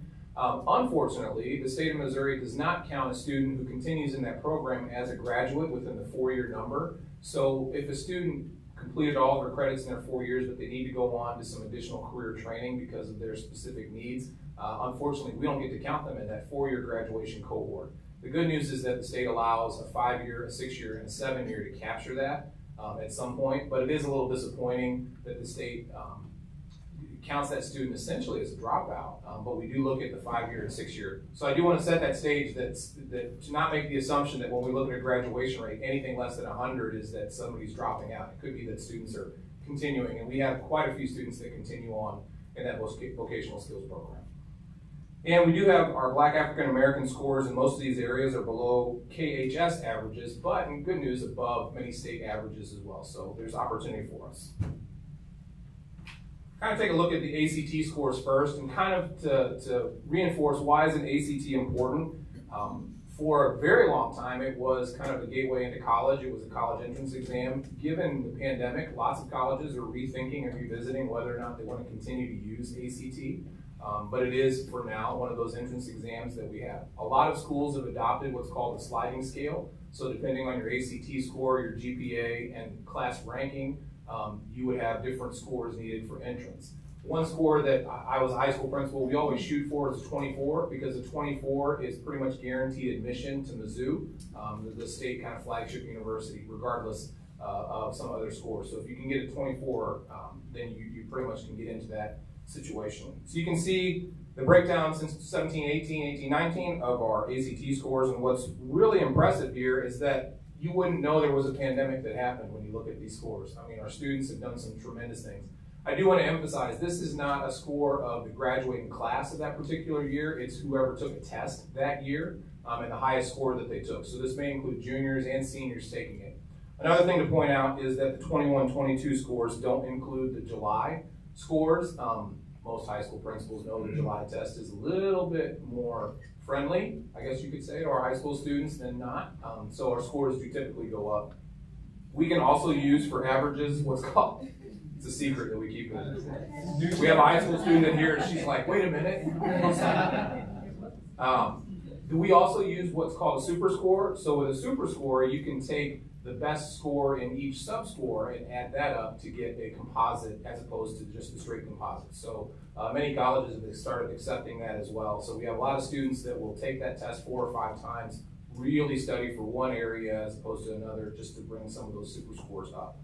So you can see that on the average that our scores are around a 24 average. And as a reminder, we do give this to all juniors at the high school. So that is including students who may not have a plan to go to college, but still take the test. There is, however, and you can see, as indicated by the blue bar, a gap between our Black and African American students and white students. Not much of a differential between gender, which is surprising given some of the other data that we saw, but in a good way. But you can see that our overall average there in red, roughly around that 24 throughout every year, even with pandemic that we have going. Just to put it in context as well, the Missouri state average is a 20.8 and the national average is a 20.3. So we're well above both of those in most of our categories. Another test that a lot of our students could take part in is advanced placement. Why would a student take an AP course? An AP course is essentially a college level course. Many colleges, not all, as many people know, but many colleges will accept an AP exam of a 3 or above as credit. Some colleges will give you the number of credits for the score that you get. If you got a 4, for example, you might get 4 credits. If you got a 3, some will only take a 5, for example. Others will take a 3, but it's a great gateway for our students to come in. This is something that's just really very impressive. You look at the total number of AP students. This is Kirkwood High School only. You can see that in 2022, we had 484 students took at least one AP exam. Now, this isn't the AP class. You can take the class and not the exam. Many people don't know you can actually take the exam without having taken the class either. I wouldn't necessarily recommend it, but you can do that. So we do have 484 students took at least one AP exam. You can see that we did give 835 exams to those 484 students. So quick math, that's roughly 2 per student. Many take more. because they have multiple AP courses. And of the 484 students, 417 of them got at least one score of a 3 or above. So they passed at least one of those AP exams for a passage rate of 86.16. It's fantastic. It really is strong. Just to give you an example of national data, roughly 60% earn a 3 or above. And we're looking at very high scores there. In Missouri, I'm sorry. And Dr. Millie, this is governed by like the college. Yeah, College Board governs this. Yeah, so it's a national test. It's the same for all the students. It's a very robust scoring system. They're scored on a 1, 2, 3, 4, 5. 3 and up is considered passing. You can get all kinds of breakdowns to see the passage rates on each test. For example, I know, because having done this, the American government test is one of the harder ones to pass. Roughly 60% don't pass, and we do very well in that. So, in Missouri, approximately 15% of Missouri graduates scored a 3 or better on at least one AP exam. But for us, you can see that we're around an 86% passage. And then, in addition, this past year, out of 835 total tests, KHS students scored a 3 or higher on 717 of them. So again, around 85%. Again, comparing that to 60% nationally. They're doing great things. Their teachers are doing great things. I've seen these exams. They are not easy at all, and our students really are doing some wonderful things. Just kind of a 5-year trend graphic that you can see.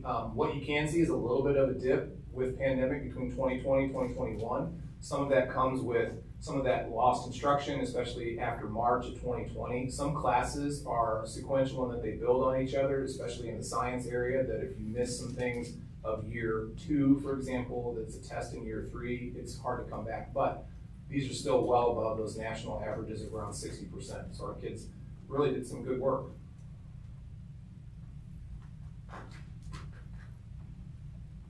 Just kind of a breakdown of AP test participation. This is 2021, so we'll do 2021 and 2022 just to show a breakdown of race, ethnicity. You can see that we have roughly 2.6% of each of the subgroups are the total test takers. You can do the math that we know that our Black African American students are roughly 9% of our district, but only roughly 3% of our test takers. You can look over on the right, you can see the average score. So all of the students in that category, if you lump all their scores together and just take a straight average. So it could be that one student took 5 tests and another student only took 1. So those are all just lumped together. And this data comes straight from a report that College Board puts together called Equity Report. They just started this in 2021, which is why we don't have anything prior to that that's this specific. So the data in 2022 is pretty similar. Good news is the average scores are all above a 3. So you can see that average that we're passing and getting credit for a lot of those students. There is a significant dip in the participation rate for our Black African American students. If you go back, it was 15, and down to 5, so that dropped by 10. Or if you do percentage, that was a 66% decrease. We do have opportunities for us to work with Dr. Mapp, and we had some strategic plan goals to increase the participation rate on those classes. Again, we may have more students taking the class, just not taking the test. This is again, who took the exam. But our average scores are very strong. Those are very good.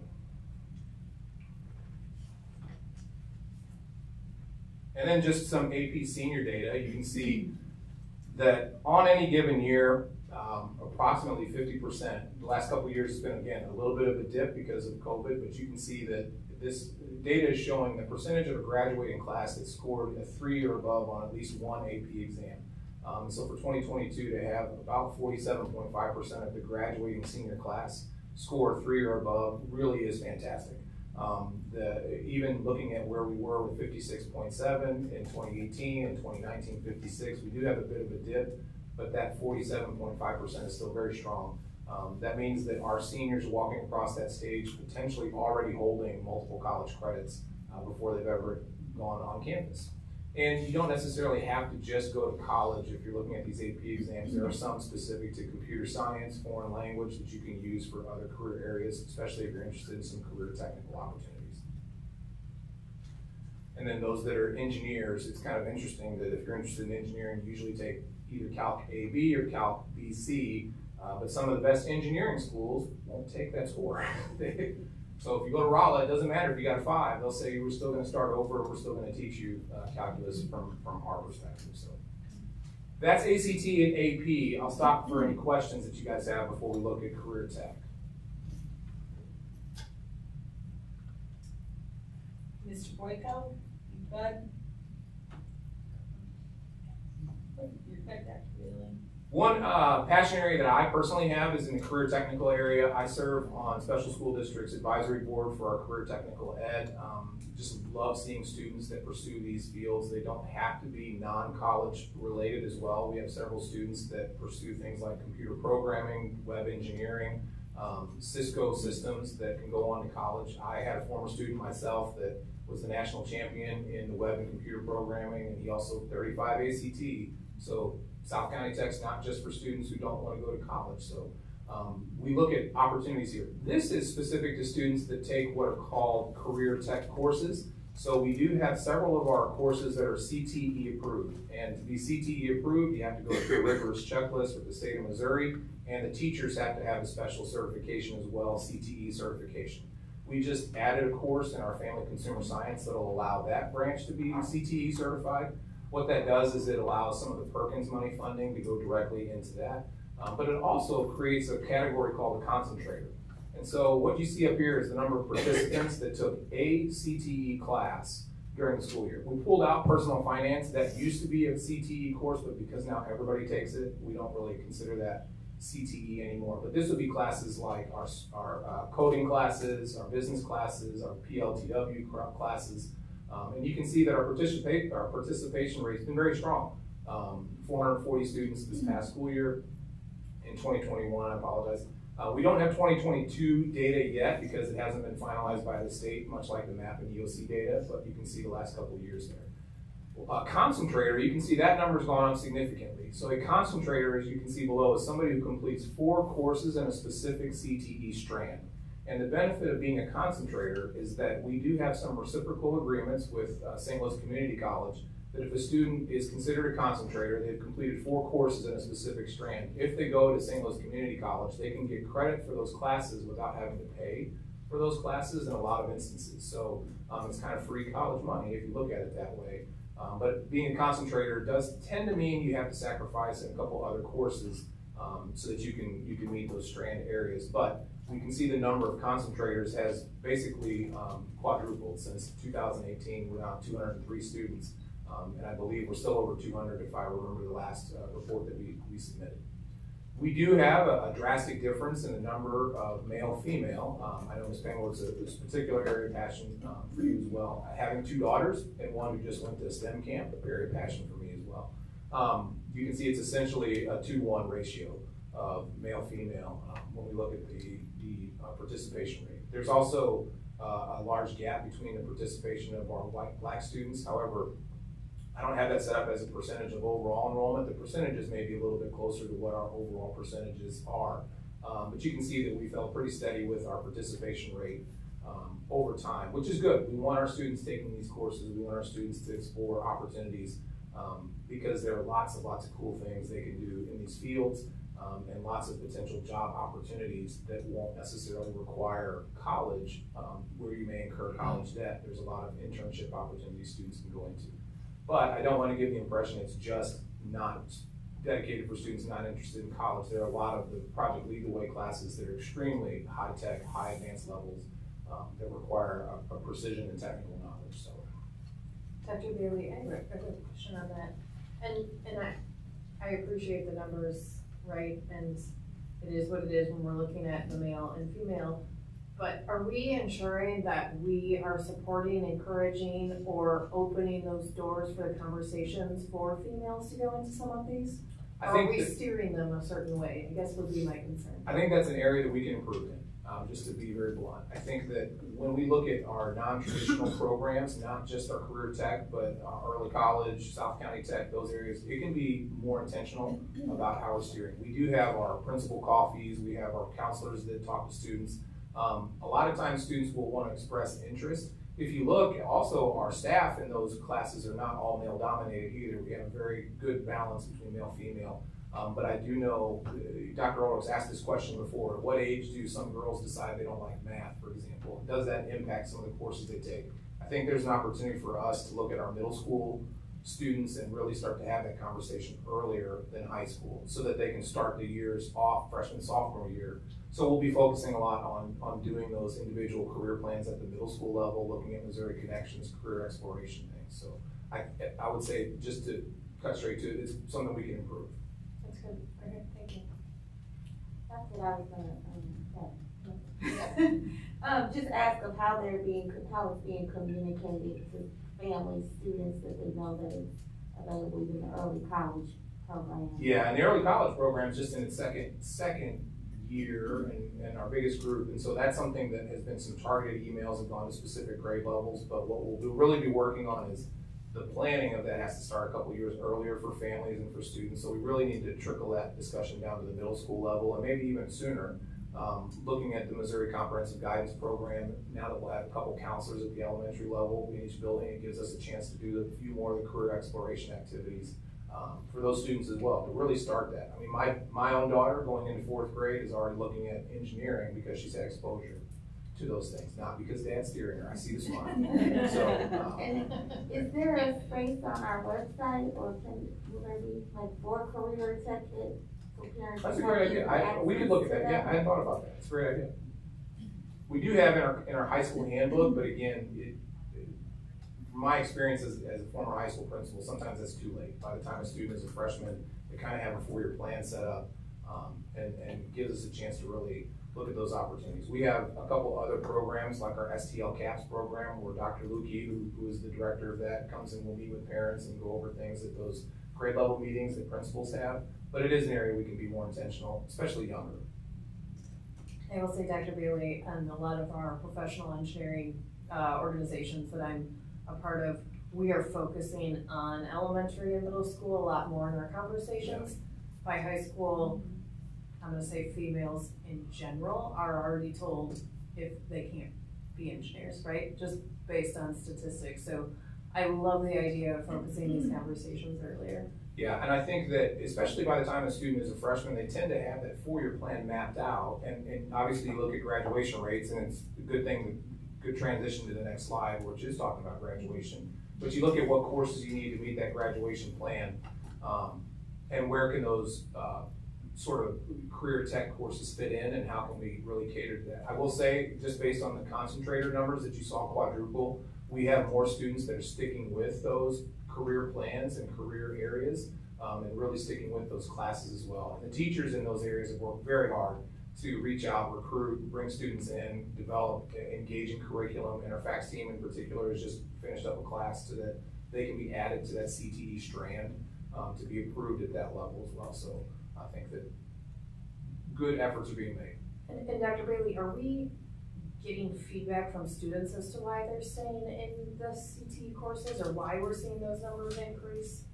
We haven't yet, but we can look. There's some survey things that we do for the Perkins. I can check to see if that's on there. If not, I mean, we can always just ask and reach out to those students who may be in that 3rd or 4th class and just do a simple, give us 5 minutes and tell us what made you stay. Yeah, it would just be good, because those could be things that we share with future students, right? Yeah. About feedback on the classes, or what they're learning, or their opportunities after school, or whatever that may be. It would just be really great, I think, input. Yeah, I agree. The last slide that I have for all of this, the graduation rate. Just to put it in perspective, the state average for the last school year was 89.3%. Again, that may involve some students going on to vocational skills, but may not. Kirkwood, we were at 97.8% overall graduation rate. If you figure that several of those students may be progressing along to our vocational skills program, we've had a lot of students in a program we call a super senior, which is 5th year, 6th year seniors. That number is very strong. You can see broken down in terms of race and male, female. There is a slight dip between our overall and our black students, but our black students are still well above state averages and over that 90% threshold. This would include, yes, earlier about Pioneer Pathways and Assurance, this would include students that complete via Missouri Options, for example, or complete using other alternative methods like launch classes or other pieces. But Graduation rate, this is the 4-year cohort, by the way, that I was talking about earlier, not a 5-year or 6-year. So we typically will get an increase each year. Maybe it's even a fraction of a percent, but usually it goes up from that 97.8 to 98.5%. But we've been very strong over the last several years. Okay. Thank you, Dr. Bailey. I am going to need a motion in a second to extend our meeting. So moved. Second. All those in favor of extending the meeting, please raise your right hand and say aye. Aye. Motion passes. Okay. How extend the meeting? Hold on. Do I have to say how long, Ms. Hagenwright? You want me to tell you? Yes, you do. It says in our policy. Okay, so we will extend. Maybe we still have. Can you all give me some guidance on how long, Dr. Robert? There's 3, the discipline data report, the employee exit survey report, and the family exit survey data are 3 that are still left under superintendent reports. For the consent and new business.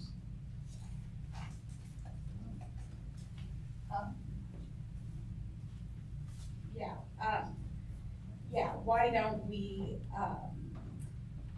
do I need a motion? Okay, so, is everyone good if I table the discipline report, employee exit survey, and family exit survey till the following? And that way, Dr. Bailey, if we table that, then you can. Postpone it, you don't table it. Postpone it, then you can, collect the data that is coming in. Yeah, updated data on the family exit survey would be able to be included in that. This one won't change, but the. Okay, but we can add, there's some things that we wanted in the discipline report as well. And so if we are tabling those, the expectation will be that what we've asked for in the discipline report be added, and that the family survey will include. And then also just one thing with the family survey, Dr. Bailey, at this point, do you, we kept a survey at just this year's. Do you see a need to, can we expand it to 2 years? We could, absolutely. What I would probably want to do is figure out a way to kind of differentiate between which year is which. The other thing that I would say regarding that family survey is that our official enrollment report usually comes in October. So it's likely that we would also do an additional kind of request at that point, because we want to catch anybody that maybe transfers between that. I know that the current data that we were looking at didn't include anybody that maybe did it in the last couple of days. So we want to ensure that anybody who really wants to make sure that they have a chance to do that, they'll get a chance to do that. We're not going to close that up. And we'll send that back out. But yeah, we'll be able to include the updated information as well. Okay, and you know, I know that a lot of community members and constituents were wanting to hear that data, and sorry that we are going to postpone. Would that be the next board meeting? Yes. Yep. The work session? On the 8th? Yeah. Can we do it during that? Is it everyone good with that? Certainly, we can have that information to you. That's gonna be another long one, because that's when you're also presenting next year's data, or next year's data. The draft. Yes, so, okay, so, yes, it will be the following. And again, sorry. And we can extend for 30 minutes. Okay. Okay, so, just so that One quick question, clarifying question. yeah, you're Did you say we have a program, a super senior program? It's kind of an internal title, so what we have is if there are some students that have significant special needs that stay at the high school beyond the 4-year typical piece, they've got some specific career training programming that they get because they typically have gotten all their credits, 4 years English, 3 years math, science. So we focus a little bit more on those transition skills. We just call it super senior internally because we want those students to still feel like they're belonging in Kirkwood High School, that they're a part of that program. But it is specific to students that have that developed in their IEP. Okay, is that through Pioneer? Where does that? No, that's just special school district has that program set up, yeah.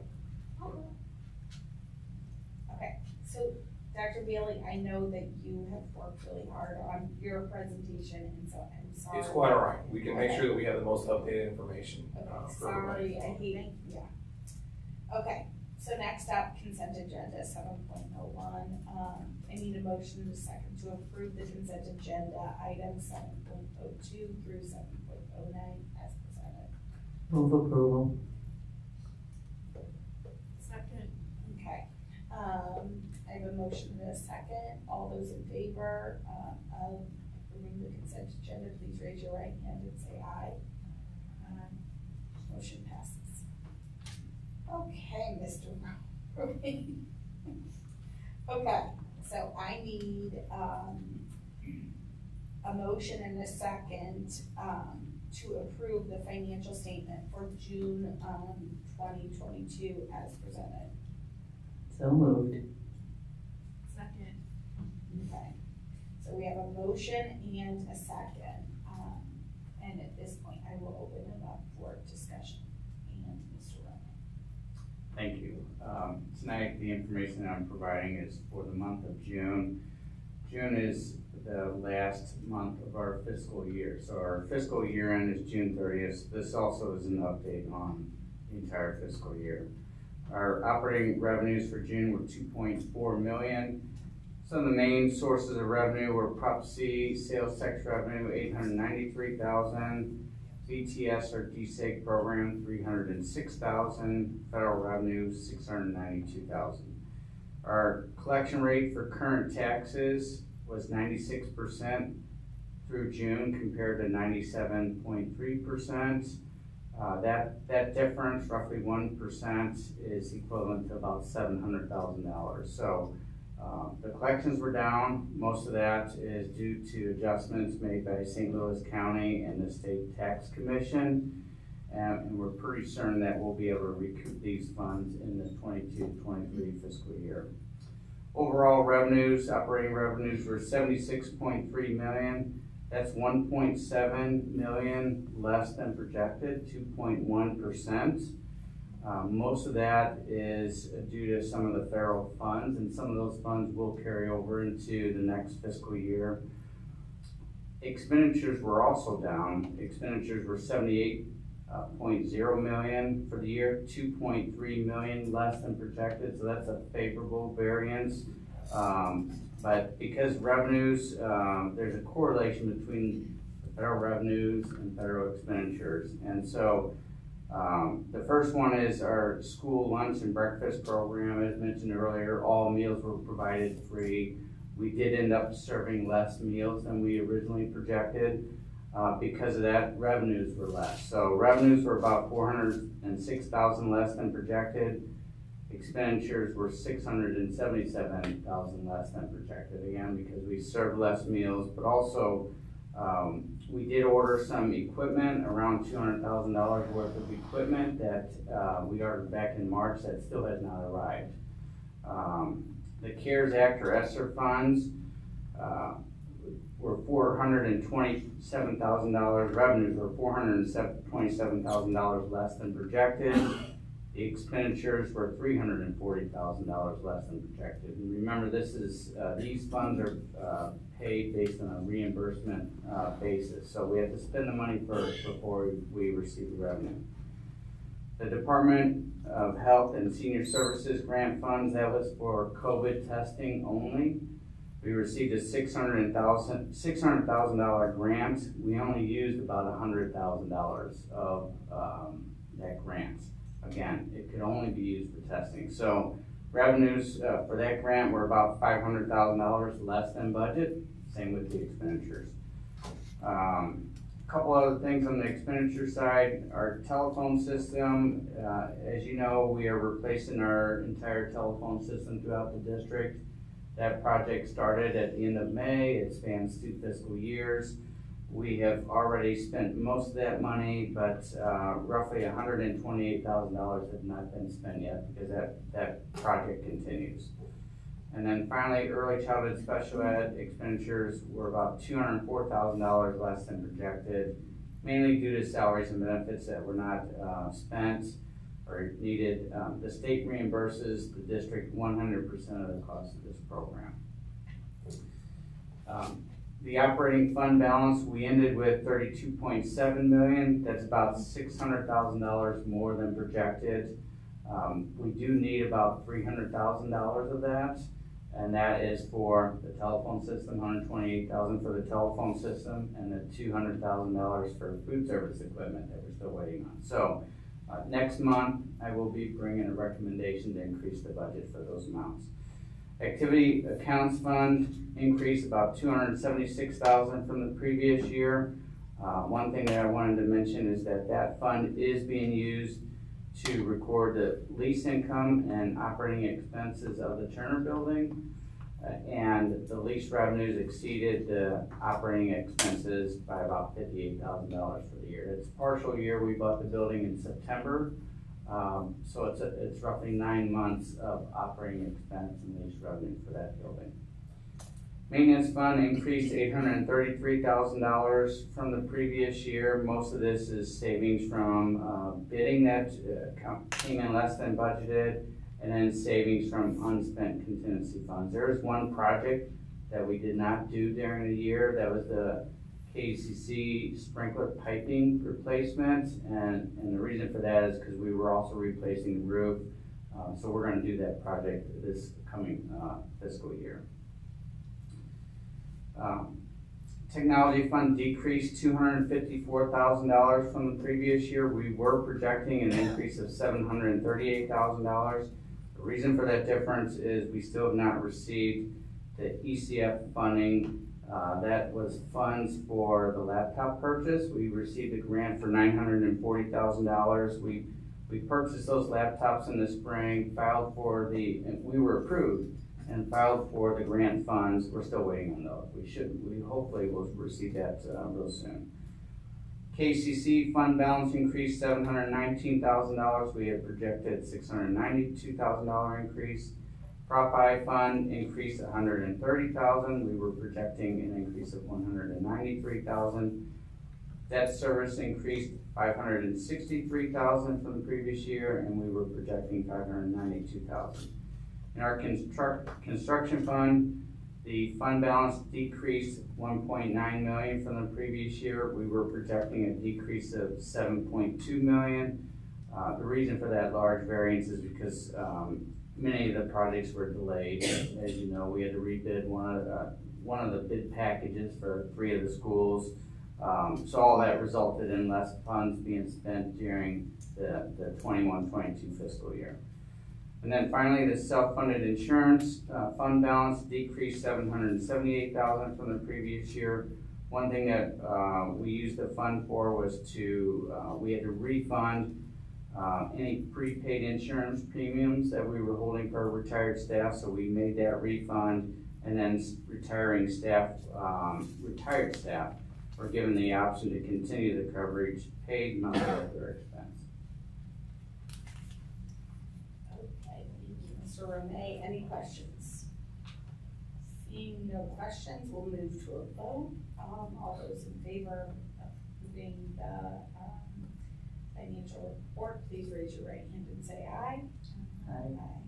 Motion passes. Okay, next up is you, Mr. Romay. Okay, Mr. Romay.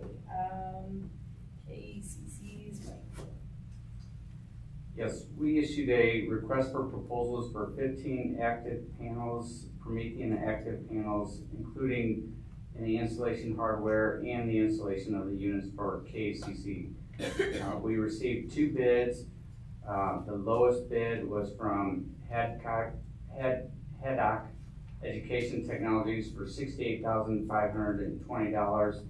I'm recommending approval of this proposal for these panels. Setup will begin soon after approval and will be paid from the KCC fund. Okay. I need a motion. Sorry. Motion to approve. Sorry. Thank you, Mr. Romay. Are there any questions? Okay, seeing no further questions, we'll move to a vote. All those in favor of approving the purchase of the active panels, please raise your right hand and say aye. Aye. Motion passes. Okay, so I need a motion and a second to approve the security requirements for facility rentals as presented. So moved. Second. Okay, is this you, Mr. Romay? Yes, it is. Okay. As you know, we rent our gyms, our fields, the pool, the theater, all to the community for various activities and events that take place in the evenings and weekends. And typically, district administration is not present when these rental activities and events take place. The safety and security of our staff and students and visitors is a top priority of the district, and therefore, myself and Marty Scott, our Director of Safety and Security, we're recommending the presence of police officers at these events when they're spectators. So this excludes excluding practices based on the following parameters. 1 officer would be required if there are spectators, up to 50 spectators. 2 would be required when there's 50 to 150 spectators. 3 would be required if there are 150 to 300 spectators. And then 4 would be required if there are 300 or more spectators. The police officers will be paid $50 per hour and will receive a minimum of 2 paid hours for all required activities and events.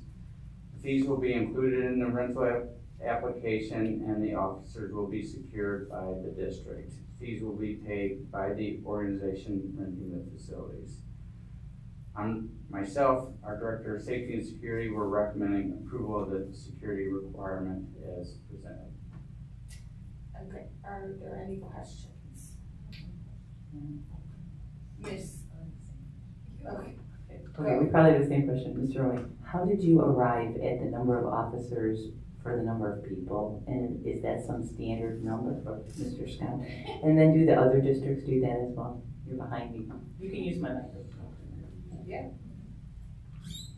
To answer that question, that was based on a survey that was done with police officers and also with security staffs throughout other districts that perform these duties also. Great. Thank you. Actually, my question was different. In here we say that the district is going to security officers. Is that a lot of extra work for our, who is doing that?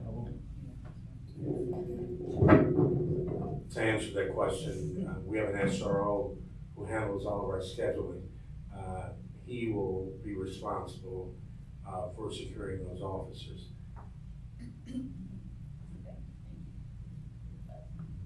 Ms. Sharon? So it says excluding practices, is that for our in-house practices, but what about if there's like Pioneer Elite and they practice, will there not be security required? This is more spectator driven, based on those practices. There's not a large large number that are there during that time, other than if there happens to be an in-house scrimmage. Okay, so if anybody is utilizing our facility to practice from outside, they would not have to have security. That is correct. That would not apply to them if they were renting it for the purposes of practice. That's correct. What's the rationale behind that? You just explained that. Go ahead. Well, you can explain it again.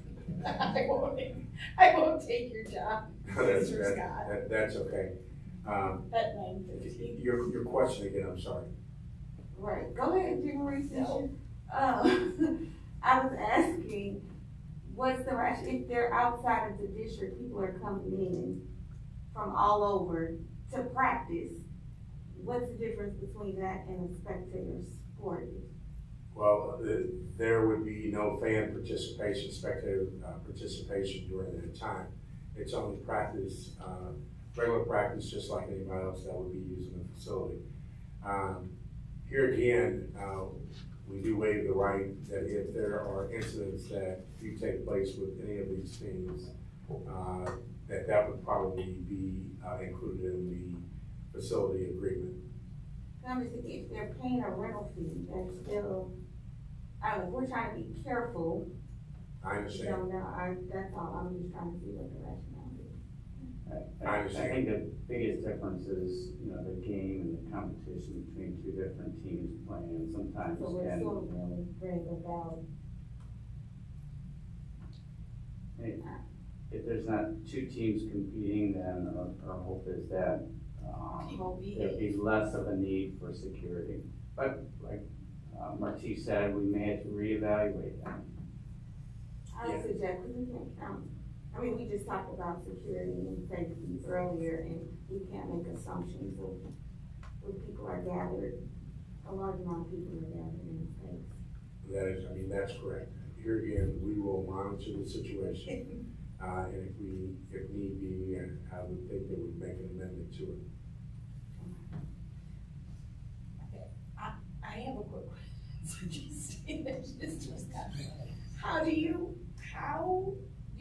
How are you going to determine how many people are going to be there?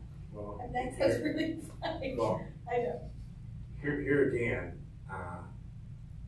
with other activities sometimes taking place on our campuses, there will be spot checks that will be done in regards to some of these agreements that take place. I would say this, that, and I'm only using basketball because you guys brought that up. So I'm going to use basketball. If we know, common sense tells us that if it exceeds 10 teams, that means that there are going to be more people in the building. If it goes to 2 teams, and that is a practice session, I'll go back to the practice session. There again, most teams are outfitted probably 15 to 20 athletes. There again, it falls under the threshold of the 50 without including any parents. Once again, we will monitor that situation to make sure if we find that those practices become a little bit more competitive and they trend, then we'll make the decision to implement the officers. And what we don't want to do is we don't want to put ourselves in a position that if we were to include practices, and we are acting, Ms. Marie, we are acting on good faith that they report the required number. If it is seen by anybody else that these numbers exceed that, then there's going to be a problem with the facility agreement. We do use an online application to rent our facilities. That will be a required field that they'll have to enter. Okay. Now, we will be relying on them to be honest about it or to estimate correctly. But like Mr. Scott said, we'll have to check on it. And that's for all of our events. I mean, we know that if there is something that's going on, just over years, passed that it's exceeded 250 people, 300 people, we have a generally good idea that if we have to have 3 to 4 officers, I mean, it's going to be pretty obvious. And then you're billing these people after the fact, Mr. Remy? They get billed after the fact, but they'll know up front that there's that cost associated with it. So they'll see what the cost is to rent the facility before they actually show up. Okay, so I just want to make sure financially, right? Because no matter what, we're going to be paying the officers. And so I don't want to get into a situation where we're paying the officers, but we're not getting. Say that again, Ms. Sherm.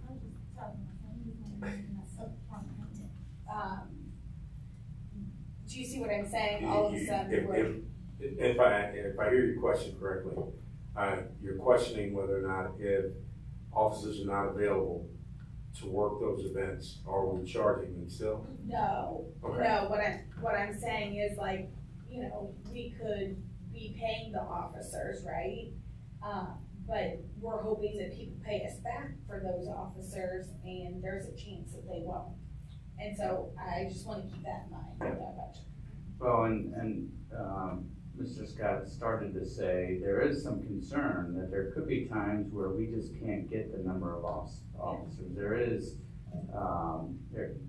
somewhat of a shortage of police officers, so we are concerned that, you know, on specific nights there may be a lot of activities happening, and we just may not be able to get the coverage that we really need. So at that point, we're going to have to then prioritize where we deploy those officers.